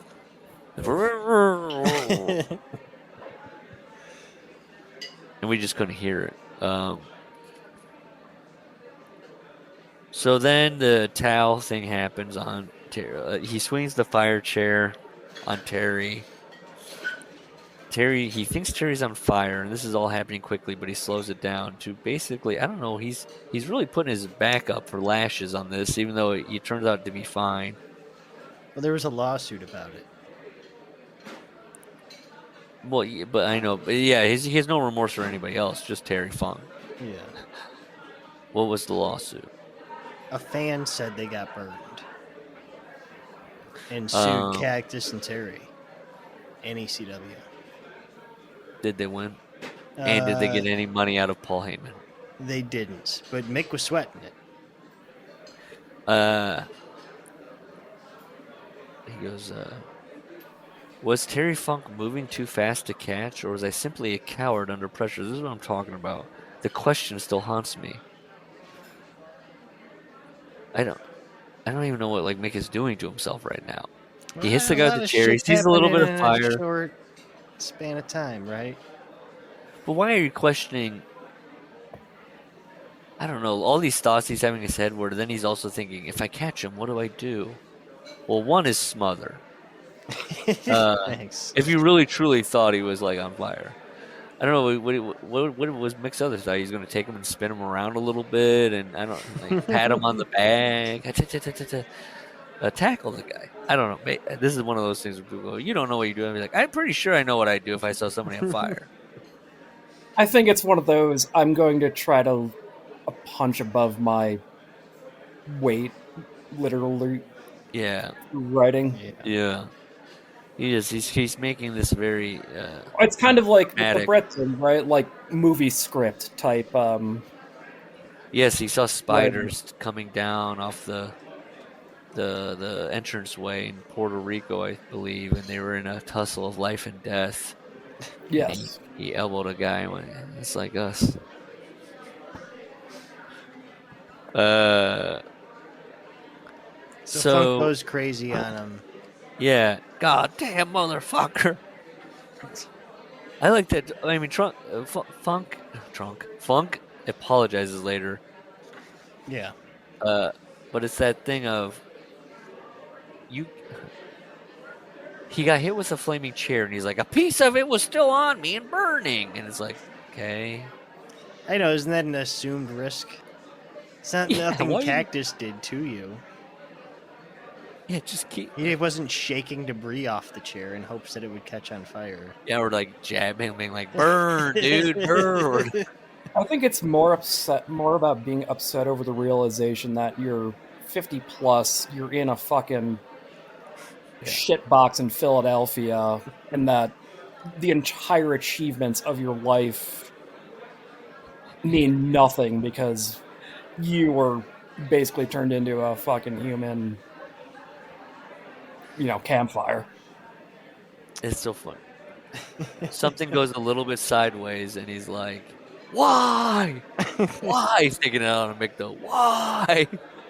What are we doing? So then Funk calls him and leaves a voicemail to the point that Mick saves it for a long time, where just Funk goes, I'm sorry. So Noel can cry. I mean, Colette. Yeah. I'm an old fool. So then it's Halloween. He starts talking about Halloween in his childhood. And he says that he always made his costumes and his brother didn't. So his brother always looked like a doofus. And as a result, in every picture of us on Halloween, I looked cool. He looked like a doofus. And my mom would never admit it, though. You both look great, she'd say. Although photographic evidence certainly seemed to disagree with her. I don't know. He's trying to be like, this is fun, but to me, I'm just seeing red flags where it's like a kid-made costume. We didn't have enough content to keep going with this wrestling book. You gotta talk about your fucking 8-year-old Halloween. Yeah. Well, why is he also being so mean? So his brother buys something off the rack. He looks like a doofus. Mick's You trying were to like tell looking you at him that going, he "Look has at-" passions in his life, and they are Christmas and and his brother is Halloween. soulless. Yes. We do need to get his brother on here and be like, "What are your passions?" And he's like, "Fucking I'm gonna Finance and having a family that shoot, loves me. yeah, shooting BB guns at this book here." Fucking, that would get dark. What are your passions? And what? And he talks about how Halloween, you got to have, good candy. And also, by the way, the Halloween candy was always great, except for the year that I slipped dried cat turds into little baby Ruth wrappers and gave them to Jacqueline Miller. Wow. I mean, I don't want to think of the logistical process if this is true. That would Mick is taking cat turds. Well, he definitely and doesn't have vinyl gloves or anything, or any No. latex. He's Of course not. barehanding Yeah. it. Correct. That's Maybe disgusting. he gets a spoon from the kitchen. Or a fork, because you got to get the litter to dry, so a fork to shake the litter out. Then he's definitely eating the Baby Ruth candy bars. Yes. Maybe a handful. And then he's transporting them in some sort of receptacle. you gotta very cleanly open that wrapper up. Now I sound like I've done it before. I'm walking through the steps. It's got to be a clean open. And yes, He never says how old he was when he did it. I mean, this could have happened in the dorm room. Could have been this Halloween. It could have been it could have been after Owen died. We don't know. Oh no, it's a rib. Yeah.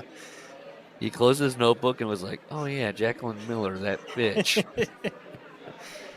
She fucked Kevin James instead of me.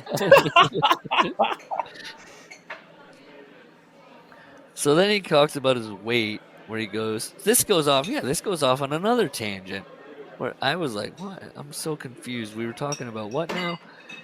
Who goes, was the editor of this book? I think I don't think these people, some are self-published, but some people say they do have an editor. They're lying to them. The people that are taking the book and going, yeah, I'll go through this and I'll get it back to you. I don't know who's looking at what or what, but they don't get very. This is very like. Here we and there's He talks about the process in the second book, but not really What was editing. Not really editing. More legal shit. So man. Now I'm just thinking that now AI would just make this so much easier for these. But if you were like, hey, we got to look through this book, but we definitely don't want to read it, so just flag proper names, and we'll look at those little sections there.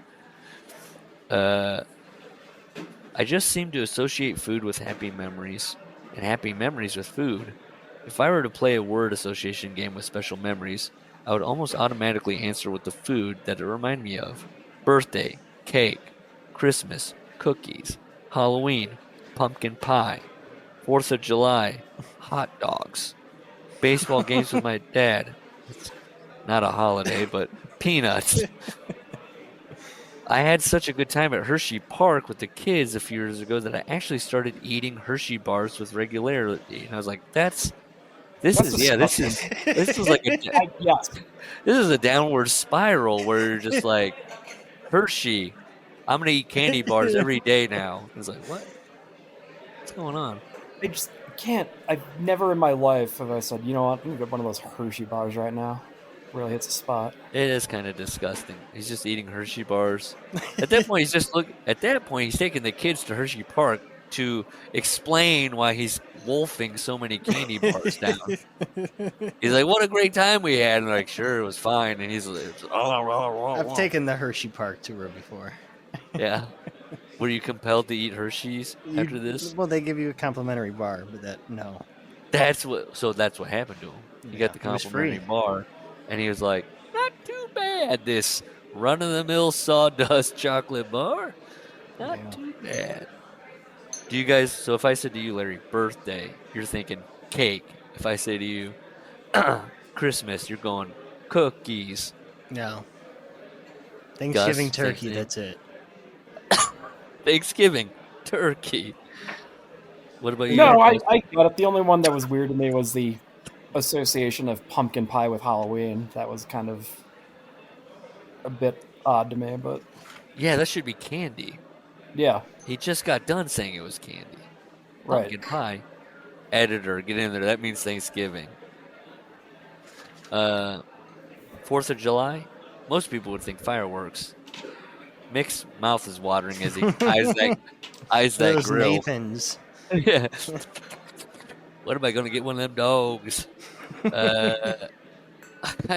Look, I do have to admit, though, when he said baseball games with my dad, penis, I do often sometimes think about, oh man, you know what I do like to do at a baseball game? When I do think about baseball games, I'll eat some penis and I'm throwing those shells right down at my Oh, of feet, course. baby. Absolutely. That's the only one I agreed with.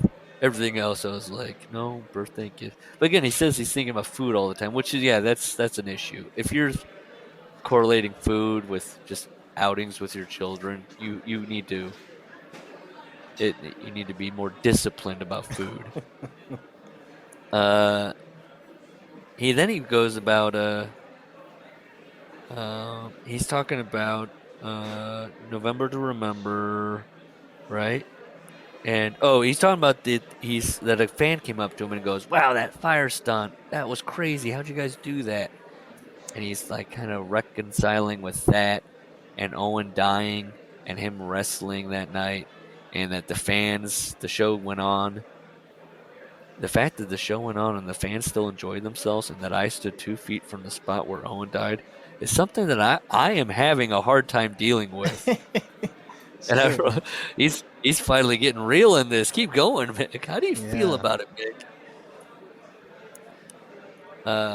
I know we're 2 hours and 10 minutes in. This is the last page. Okay. He talks about cheap heat with his t-shirts. He's wearing an Eric Bischoff t-shirt. He's wearing the Dungeon of Doom t-shirt in the match. And he's like, it's cheap heat.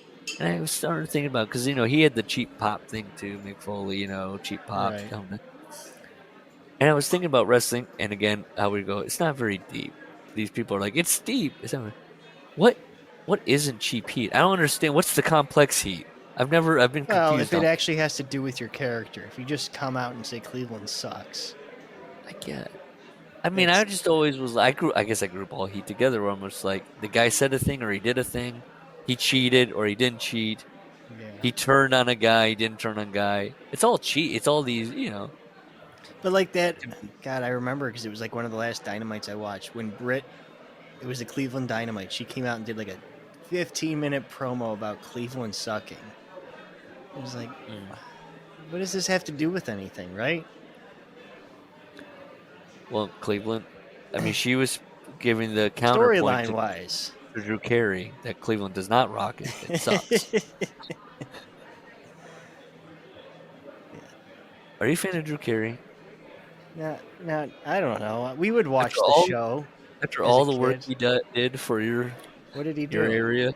I don't think he really did anything. I think he put you on the spot, on the map. That's what I think. I don't know. Major League did that, I think. It's in the theme song. But that's not original. I know. I'm just saying that got broadcast every That's week. true. Who wrote the original? Ian Hunter. Who? I know Drew Carey. I don't know that guy. From Mott the Hoople. You're not a music guy, but... No, I'm not. Mop the Wattle? They were a band in the 70s that David Bowie produced. They had a single hit, All the Young Dudes. I'll put that on later. Okay. Last page here. It brings up secrets of pro wrestling.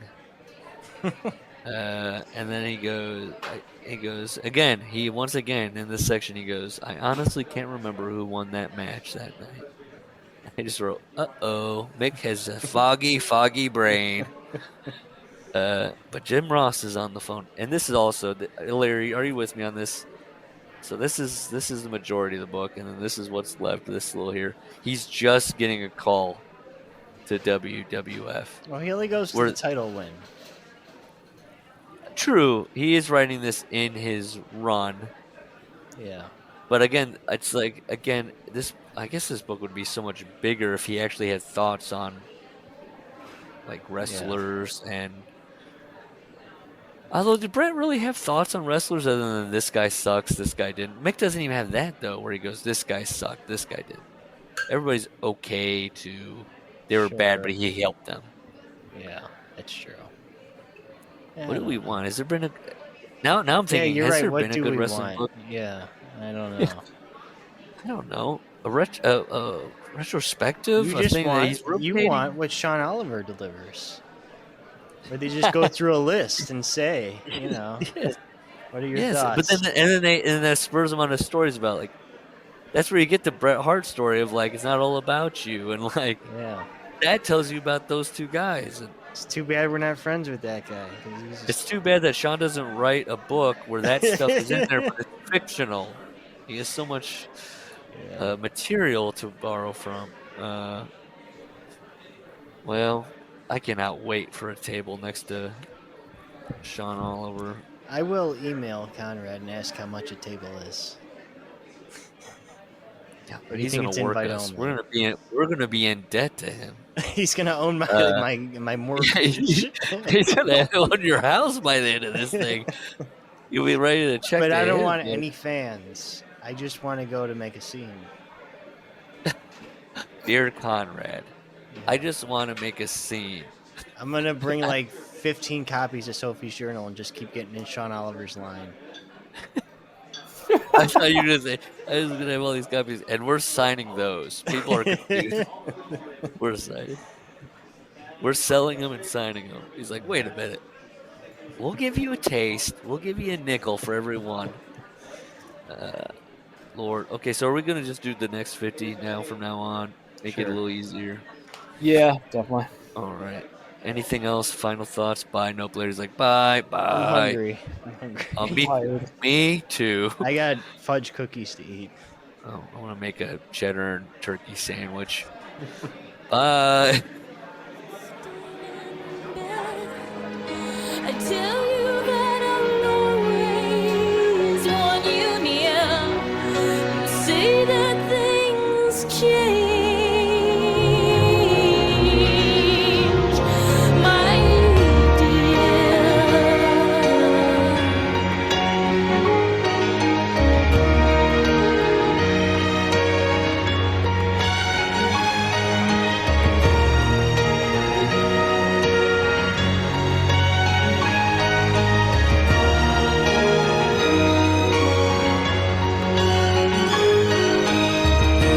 hair is gray and the fires are burning.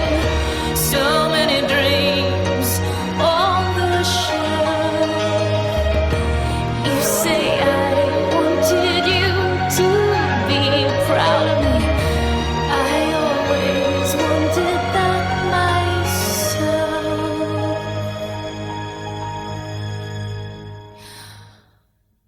When you gonna make up your mind? When you gonna love you as much as I do? When you gonna make up your mind? 'Cause things are gonna change so fast. All the white horses have gone ahead. I tell you that I'll always want you near. You say that things change, my dear. Never change.